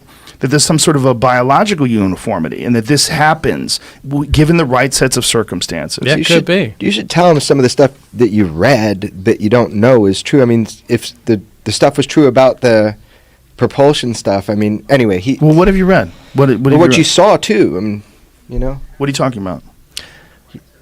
Spill the beans, Bob. I got to poke the bear here a little bit. Get some more liquor in you. The only thing I could verify was what I had my hands on. There was talk of weapon systems, that there were different projects. Project Galileo, Project Sidekick was supposed to be weapon applications of the craft. Project Looking Glass had to do with time, any effects of time in the craft. Now, I don't think we're not talking about making a time machine like in science fiction, but we're talking about, small distortions, intentional distortions of time, and how that can be used, as a not as a, well, it was part of a weapon program. How are you informed in this? About These, this? again, were just the small briefings that I read. But, again, I don't really like to talk about those because I don't have any information on them, and it was just, small briefings. But you told Commander Fravor that what he saw might have been a time dilation and not It with could gravity be, propulsion. because Yeah. gravity affects time, space-time. I'm sure you've heard of that. And,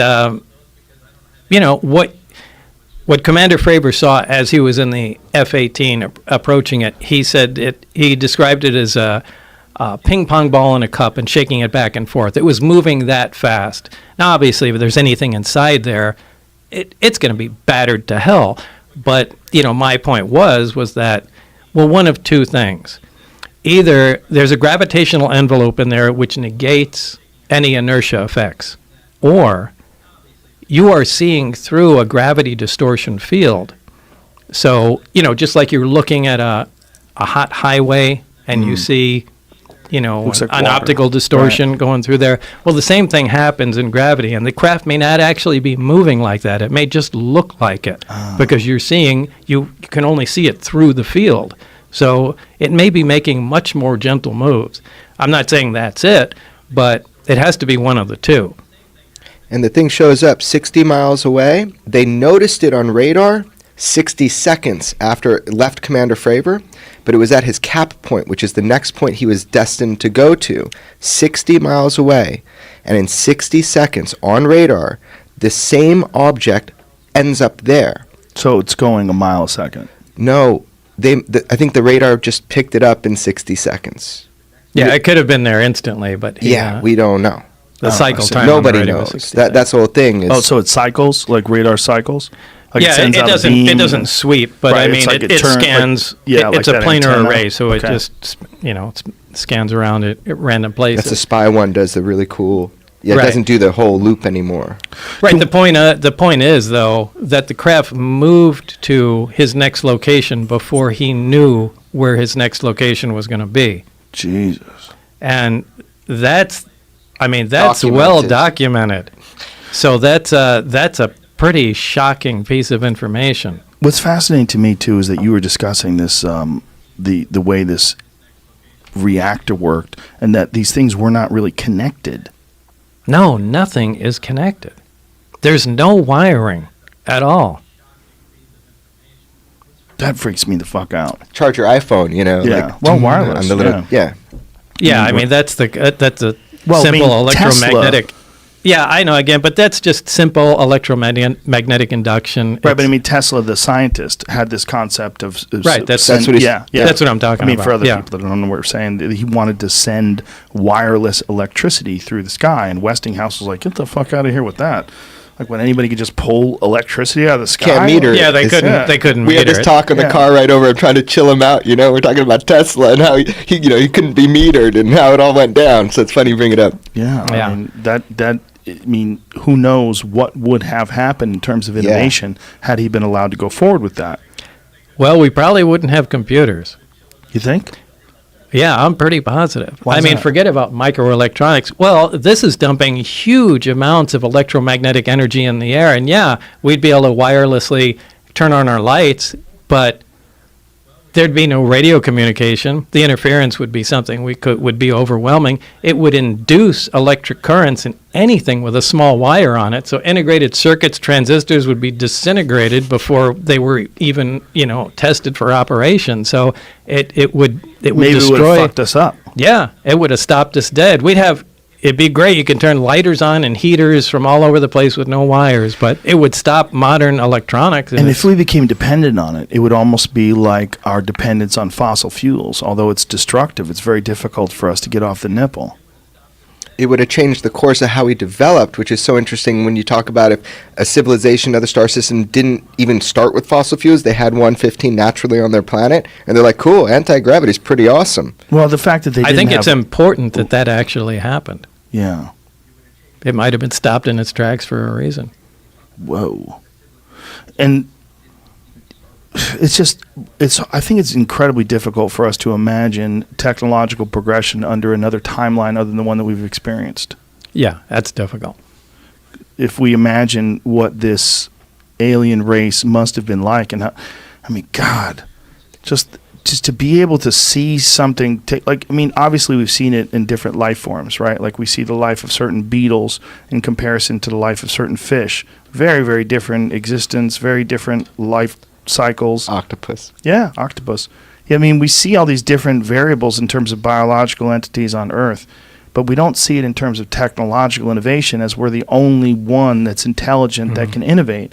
I mean, we have intelligent creatures, but they're in the ocean. The only other thing that are like us are dolphins and orcas and whales, and they don't have the ability to manipulate their environment. And subsequently, because they don't have the ability to manipulate their environment, we put them in fish tanks. And we're like, get in the tank, do some tricks. Right. You know, the only thing he saw in the craft, if we were considering Bob's story, the only thing that he saw in the craft that he related to that looked like a human could make was this honeycomb hatch. And I always love that because you're like obsessed with this thing that you could recognize. You know, I only focus on that because it was the one thing that I understood how it worked. What was it? And it was the access to the level below, and it was well, you know, if you take you have a 6-pack of beer and you take out the cardboard dividers, set it on the table, you can put a lot of pressure on the top. But if you push it from the sides, it collapses flat. So it was something like that in a honeycomb shape that was essentially some sort of sheet metal, and you could walk on that in the upper layer, but if you took the corner, stuck your finger in, and pushed, it collapsed and made an entryway.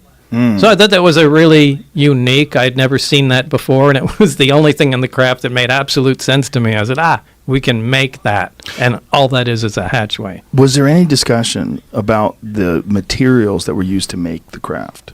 I'm sure there was, but that was the metallurgy division. It had nothing to do with us. So you never got Not even hint the of it? slightest briefing. I don't even know if it was metal or it was ceramic.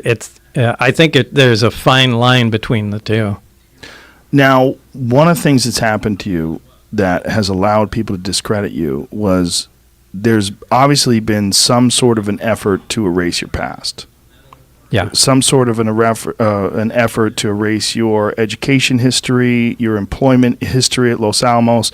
In fact, the only way your employment history was proven at Los Alamos is someone got a directory of the employees from the past and read into it, and you were on that list. So it proved that you worked there even though people were trying to deny it, and they were trying to use that as a way to discredit you, that you never did work at Los Alamos. You weren't really a scientist.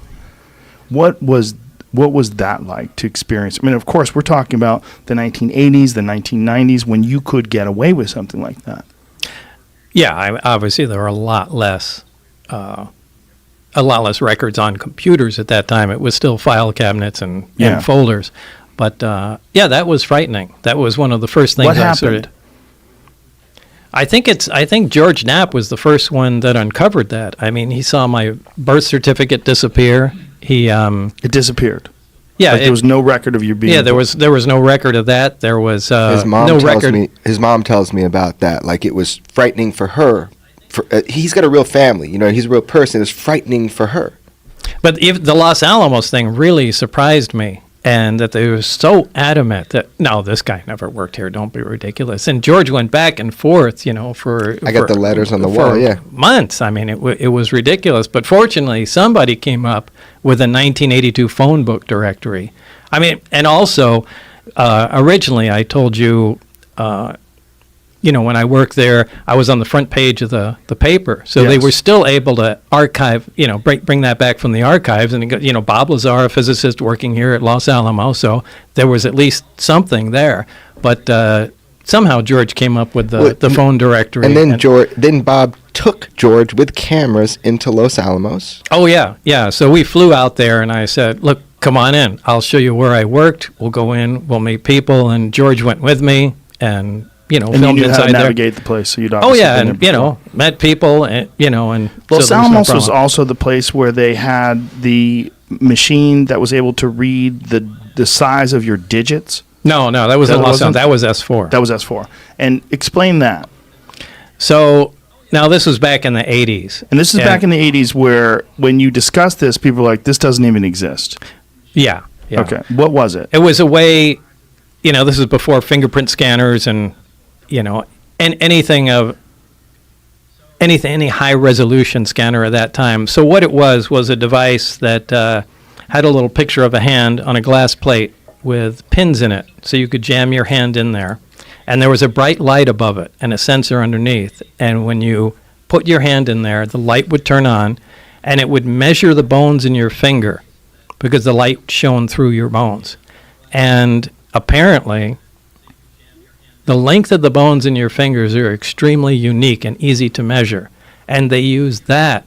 When you put your hands on there, the light would turn on and your badge would pop out. There's it right there. Oh, there it is. That's it. And I tried to describe this to people, and they said, that is the most ridiculous thing we've ever heard. And I said, hey, my badge came out of that thing. I put my hand on it, badge popped out, and that's how I could open the doors and get into S4. And, and everybody discredited that. They said it was bullshit. It was science fiction. And Jeremy, you found this. I found it through a good friend of mine named Tyler Rogaway, and he had some good sources inside of Area 52 where they also used these for the stealth program right around that time. So now I've got all these people that worked within who, said only if you're in certain programs would we use this technology. It was kind of shit, actually. They didn't keep it for very long, beginning of biometrics. So I was able to reveal it in my film. I kept my mouth shut until I showed it to Bob. In the movie, it was the first time he saw it was how you see it in the documentary. That's his genuine reaction. I'm getting goosebumps. That was a great idea, the way you did it. Thank you, man, because you know what? Guess what? I'm actually trying to see if he's telling the truth. That's how I started. That's how I started. So it was really cool to see that, and that you get to see it, his actual reaction. Has that been verified by other people? Yeah, so to me it has. Personally, I get emails every day, and people are telling me where these are used and how they're used, and to send me photos. I got a lot of photos of identity mats now. Well, how they were used, right? They're not how they were used, but I don't. The most recent one was way more recent than I thought in another country, but yeah, that technology was used. So what's so funny is that this technology, even in the Area 52 where they'd use them for Tonopah, one of the guys who will go on camera with me, he will do an interview with me. He was a technician for one of these, and he hated them because they were really bad. They always broke down and he was a technician for him. Now, he won't tell me where. If he worked at Area 52, so it was probably Tonopah. It's very separated, even on the base, but yeah. So there was that. Yeah. There is your education record. That was also, what happened with that? That disappeared also. That I've never gone anywhere for education. I never attended any classes at Caltech. I never attended anything at MIT. You did attend classes in those places, though. I did attend classes in those places. Do you know anybody that you went to school with? Yes, I do. And have they verified that they went to school with you? Well, I gave Jeremy some names, but the reason I don't say these names publicly is because every single time I mention a name, somebody gets in trouble. They don't want to be. Of course. Yeah. Yeah, of course.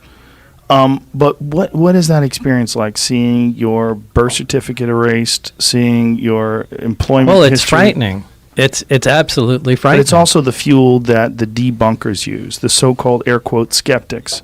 I don't like the term skeptics. I'm going to say this publicly because I really have only said this privately. I think it's a sloppy, lazy way to look at things, to just be a skeptic. Look, I want people to be objective. And I think there's a lot of things you should be skeptical of. I think you should look at things from a hardline science perspective. You should be objective. But the idea of skeptics, the problem with that is you're always looking for things to be bullshit. Yeah. And I think that's dangerous because I think some things aren't bullshit. It's confirmation bias on the other end. You're just deciding to take a square thing and put it in a round hole no matter what. I find a lot of them to be lazy. Yeah. A lot of them to be lazy thinkers. Sure. Because they're always putting it into that box instead of going, Instead of just separating their ego, they're playing a game, and the game is calling bullshit. I want to call bullshit, and I'm going to line up all these reasons why it's bullshit, and I'm going to ignore anything that might be contrary to that definition. Yeah, that does happen. Every time I'm thinking I'm going to catch him in something, all along this process, I found Dr. Krangle. He came forward and said, I was in security briefings with Bob Lazar, the physicist at Los Alamos. He went on the record with me. Now, the other people I talked with, why won't they go on the record with me? Because they're still working there. So that's the difference, right? What can the public have, right? Or even if they're not working there, they want to live their Okay. lives. Why? I mean, obviously, people have seen what's happened to you. Mike Thigpen, after 30 years. Yeah, really, I found him. if you look at all the information on, concerning my accounts, that's verifiable. It can't possibly be a bullshit story anymore. It's really way past that point. Yeah. I mean, That was Mike Thigpen is, I mean, how Who is- could I who is this possibly know? So Mike Thigpen was the guy that did the security clearances to go to the one of the guys that was And this used. is the guy that you worked with. He said he did.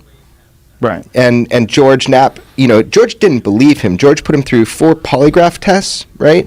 He tried to see, man, this is a big risk. It sounds interesting, but let's see if he's telling the truth. One of the things was, Bob said there was a guy named Mike Thigpen. He did security clearances for the base, and that's a weird name. It's a very specific. For 30 years, George found this guy in this weird department that he didn't even know it was Mike Thigpen.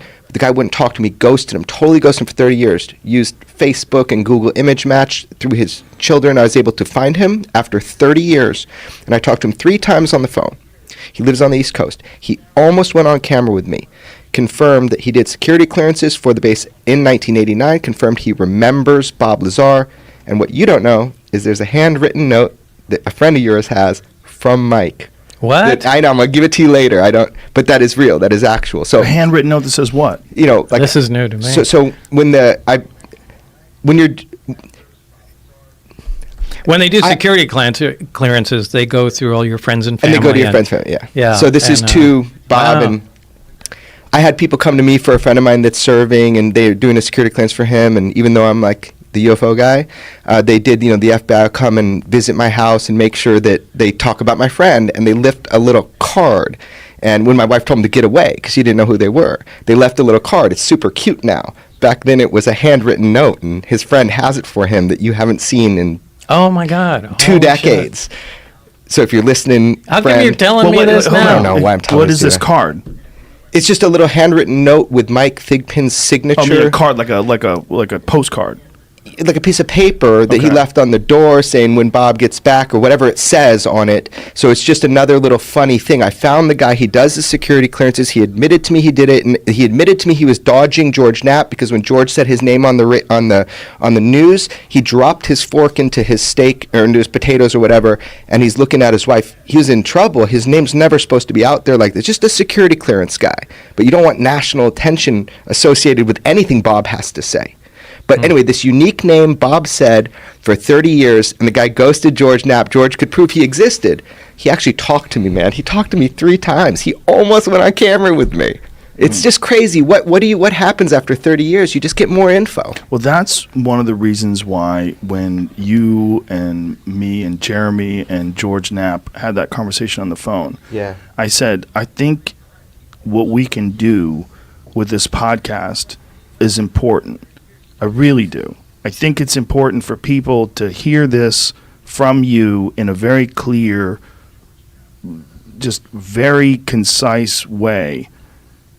And if you examine all the information that you've said today, if you look at all the things that the detractors have said, if you look at all of the new recent evidence that's coming out and all these really high-level people in the military and the government that are discussing this, it gives you far more credibility than you would have had in the 1980s Sure. when this came out. Fuck yes. Sure. You can't It's a different ignore his world. story just because you don't like it anymore. That's why I thought it was important that you come out and refresh the world's memory and let people know. And like I said, I don't want to say I'm a fan of yours, but I guess I'm a fan of yours. As a human being, I'm a fan of yours. But I've been following you for decades. I've been following the story for decades. I mean, No kidding. Oh. I have VHS tapes Bob, at like home. a lot of the world has. Yeah. It's crazy. Well, anybody get that it. has any sort of a vested interest or just a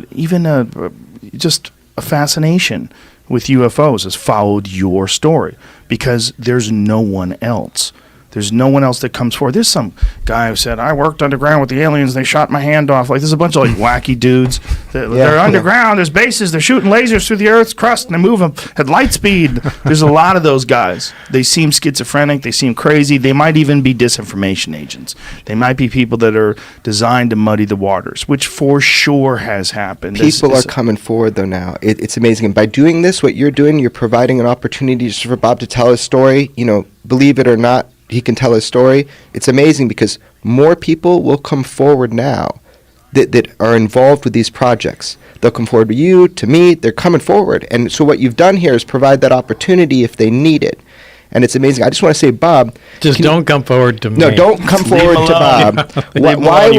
Why were you freaking nauseous at the beginning of this? Like, so upset? Why'd you have a migraine? Because that started off so hard. My God, I was sitting here like, did this? Well, why are you asking him why? It's because obvious. Anxiety. The guy's gone through 30 fucking years of being persecuted. They've erased his birth certificate. I just want to hear him. What do you want to hear from him? I want to hear him say. I want them to hear him. Why do I have to say that? You don't. Joe just said it. We get it. I step out. Okay. Settle down.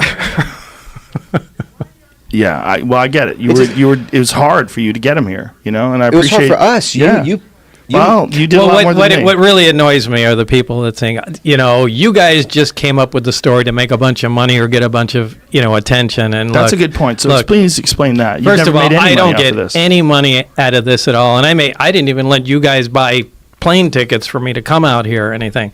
I mean, anytime, like when Jeremy previewed, I guess, the movie up in Michigan.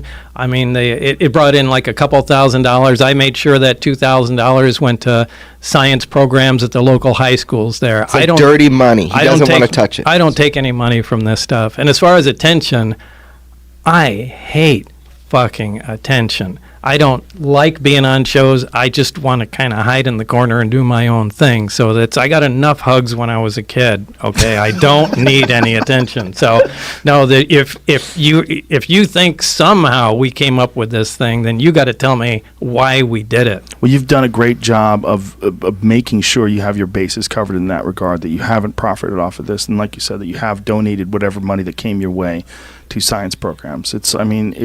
It doesn't make any sense any other way. I mean, what I've gotten out of here is what I thought I was going to get out of here when I watched the documentary. That what you're saying makes sense. It doesn't make sense that it's bullshit. That happened exactly like I said it did, Joe. I believe you. In closing, is there anything else you'd like to say? No, I can't think of anything other than really don't come and try to visit me. Well, I know that you have paid a huge personal cost to get this information out. And, I mean, maybe you didn't understand what that cost would have been when you first initially came forward with the story. But over the past 30 years, it's been immense. It's been great. And I just want to thank you for that. And thank you for all these people that would not have gotten this information and would not have really had this story any other way. Oh, thanks, Joe. Thank you. And thank you, Jeremy. And one more time, the documentary is available on Netflix right now. Yeah, it's called Bob Lazar, Area 51 and Flying Saucers. All right. That's it, folks. Good night. Yeah, you did it, dude.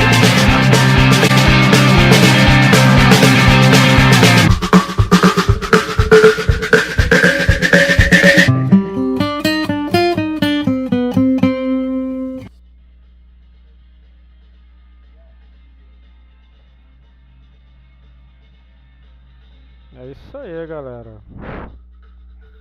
Isso aí, galera. Esse foi o nosso especial Bob Lazar. Retransmitir aí, né? Essa live do programa do Joe Rogan de 2019.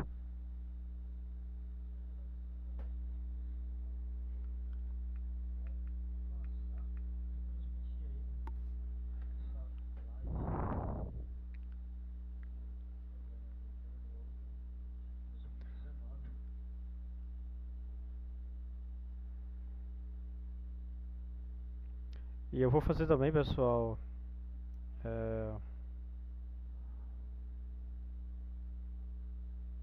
especial do David Grush, tá?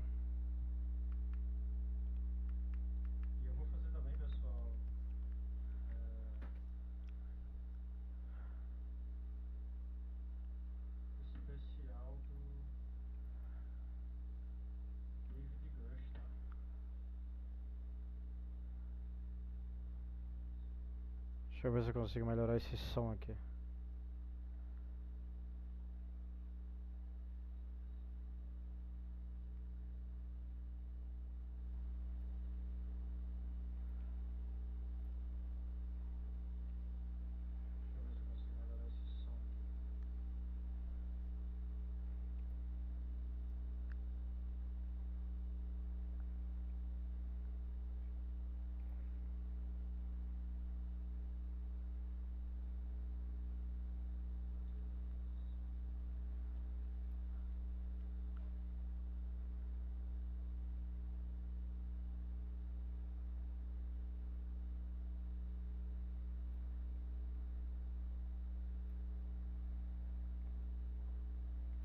Aí logo depois não, muitos e muitos anos depois do Bob Lazar, né, galera? Esse ano aí de 2023, Bob Lazar fez as revelações dele em 89 e muitos anos depois. Aí logo depois não, muitos e muitos anos depois do Bob Lazar, né, galera? Em 2023, o David Grush aparece. Nesse meio tempo, entre 89 e 2023, as coisas ficaram em relação a denunciantes, né? As coisas ficaram meio paradas, né? Por assim dizer, porque apareceram sim alguns denunciantes. Como por exemplo, apareceu aquele hacker da Inglaterra que invadiu aí os computadores da NASA e viu algumas tabelas, alguns gráficos, algumas fotos de discos voadores. O Gary McKenna. Apareceu também o general, não sei se ele é general, acho que coronel Corso, que disse que trabalhou, né, no acobertamento aí do caso Roswell. O coronel Corso, bem velhinho já, né, um pé na cova, ele fez algumas revelações aí, dizendo que ele trabalhou também, além do acobertamento, né, ele trabalhou no compartilhamento dos materiais das naves caídas com algumas empresas privadas para, no caso, desenvolver a tecnologia, uma tecnologia meio que reversa, né, do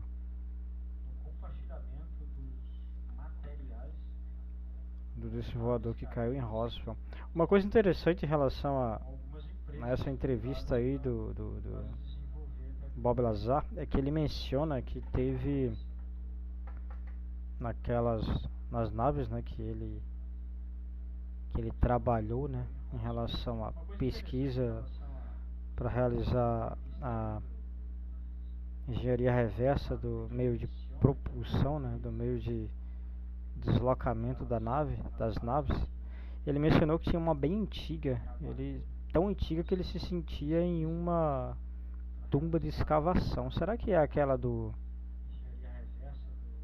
de 1936 que caiu na Itália, que o David Grush denunciou? Ele mencionou que tinha uma bem antiga, tão antiga que ele se sentia em uma tumba de escavação. Será que é aquela do...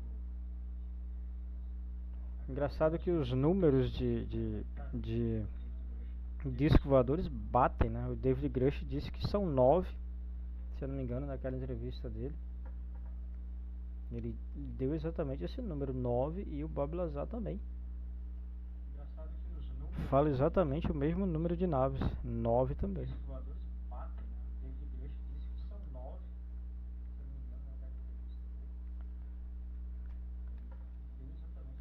Muito interessante. Deixa eu ir aqui no Twitter. Fala exatamente o mesmo número de naves, 9 também.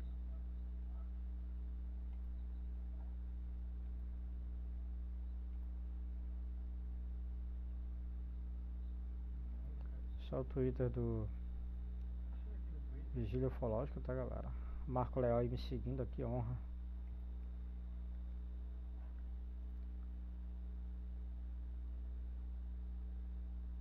Vou soltar esse som aqui. Come together. Moments when we cast aside our political differences to unite as Americans. That moment has come. There's footage and records of objects in the skies that we don't know exactly what they are. We can't explain how they moved. A moment to expose a hidden truth that flies in the face of our Constitution. Well, I don't believe they're coming from foreign adversaries. If they were, why, that would suggest that they have a technology which is in a whole different sphere than anything we understand. And frankly, China and Russia just aren't there. The truth that elements of the Pentagon have been illegally hiding a program from Congress and the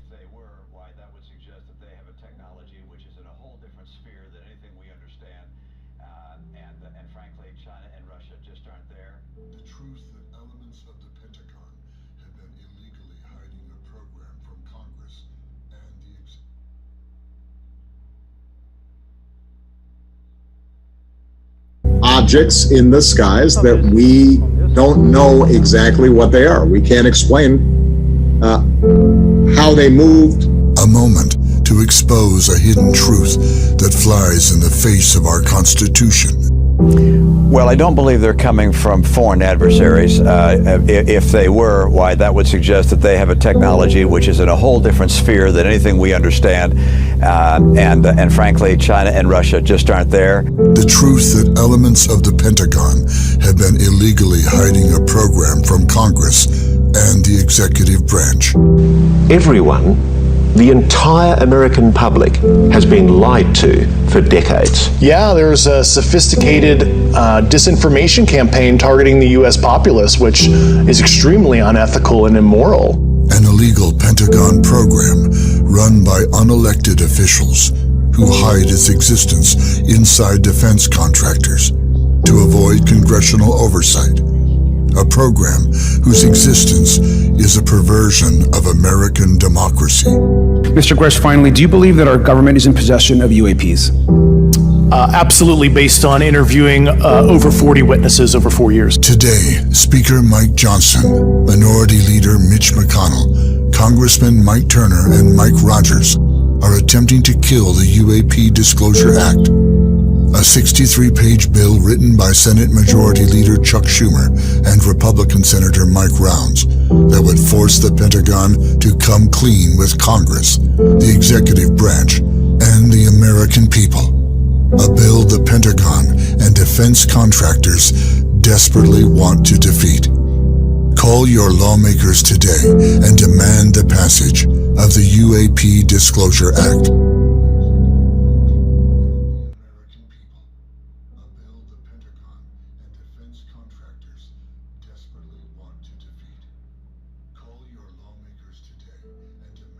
É um vídeo aí promocional, né? O pessoal aí tentando, ufólogos, né, entusiastas aí da ufologia, tentando aí liberar essa lei aí de acesso à informação em relação aos OVNIs.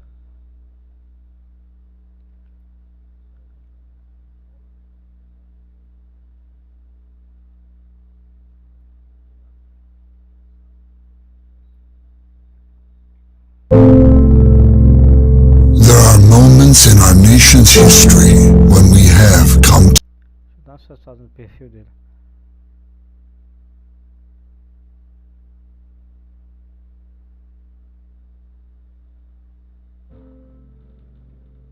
There are moments in our nation's history when we have come to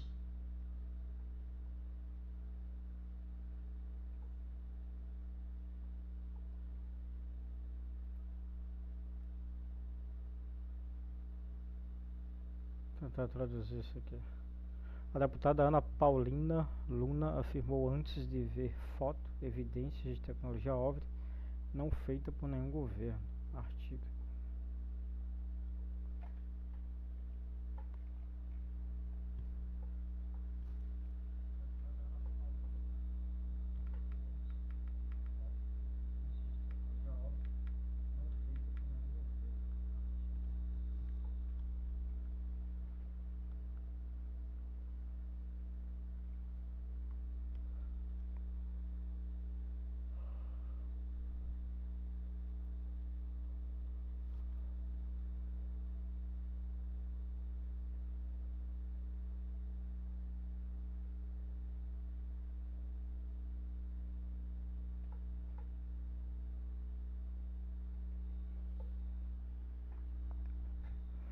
Parece que realmente há um movimento aí em evolução, né? Muito tem se falado sobre o assunto. 2 horas atrás já. Realmente há um movimento aí em... Rony. Traduzir. Tendências de lei de divulgação de UAP agora do X. Vamos continuar assim. Houve aí um movimento para colocar esse assunto aí da lei de divulgação dos UAPs nos trend topics do Twitter.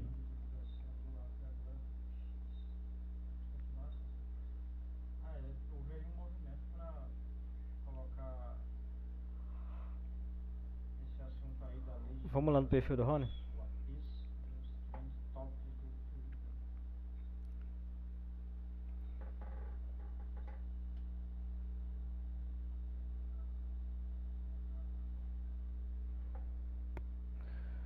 Em entrevista recente para Rogan, Grush disse que o objetivo principal do senador Reid e do AAWSAP era a DIA obter os materiais de um OVNI da década de 50 que estavam com a Lockheed Martin, né? Mas o processo foi interrompido pela CIA. Ele fornece a localização desse material. Ele forneceu a localização desse material ao IG.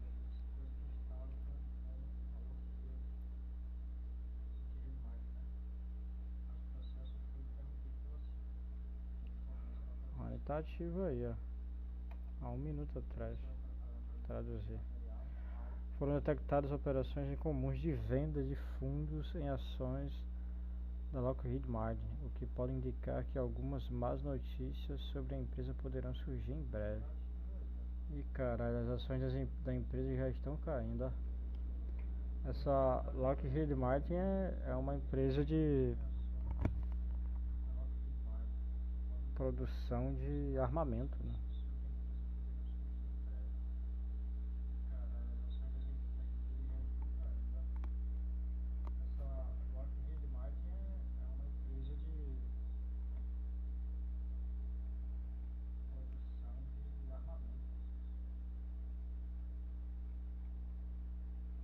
É o cronograma que a galera realmente tava chutando, né?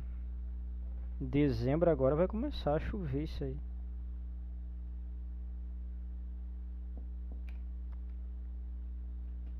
Isso aqui é um trecho da entrevista do... É o cronograma que a galera realmente tava chutando, né? Do David Grush no Reagan. Eu vou fazer especial David Grush, aí vou transmitir na íntegra, tudo, tá? Inteiro. Isso aqui é um trecho da... Como o meu canal é pequeno, acho que não vão nem ligar, né?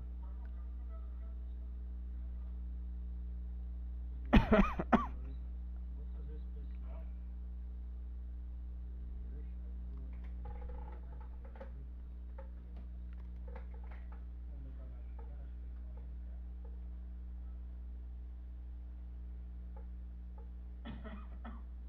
Tem como os caras esconderem mais não, cara. Não tem como.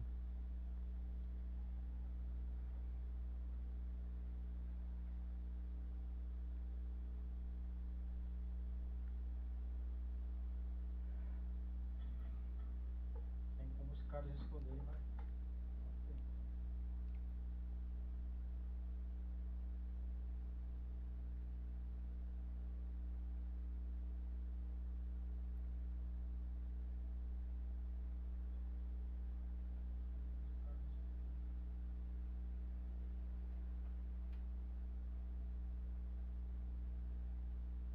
mais não.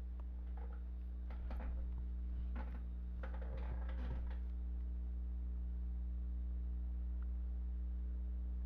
Parece que o Joe Reagan, ele não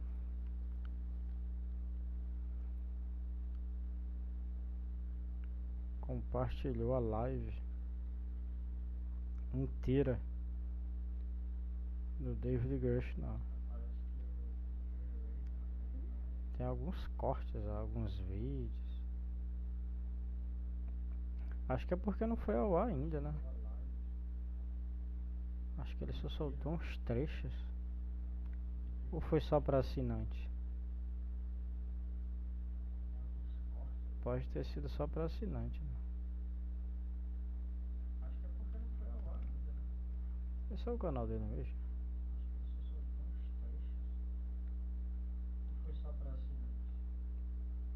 Podcast.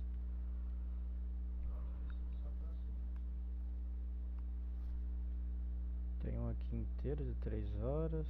Nessa de 2 horas.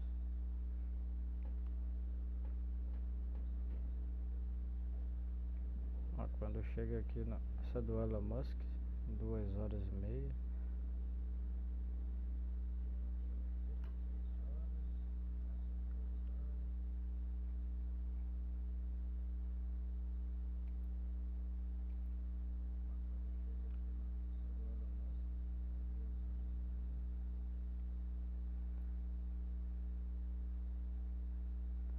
Acho que o YouTube tá meio bugado.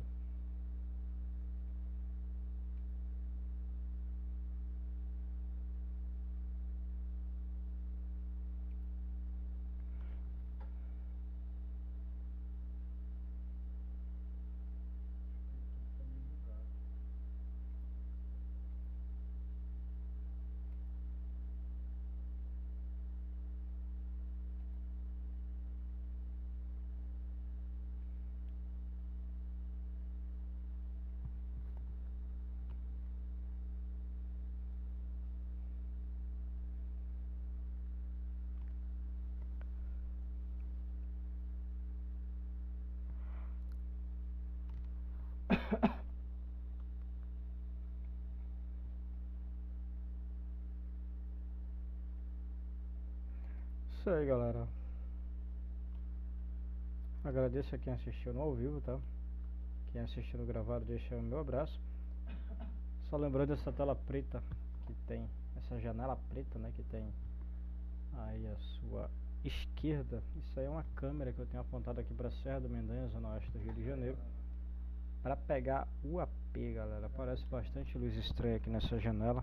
E essa câmera tem esse intuito aí. Do outro lado tem a minha foto e embaixo tem um QR Code. Esse QR Code é para você que possa, no caso, ajudar aqui na manutenção do canal.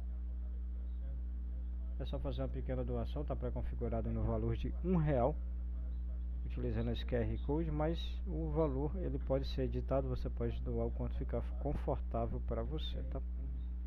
Na descrição do vídeo também tem alguns links de lojas afiliadas.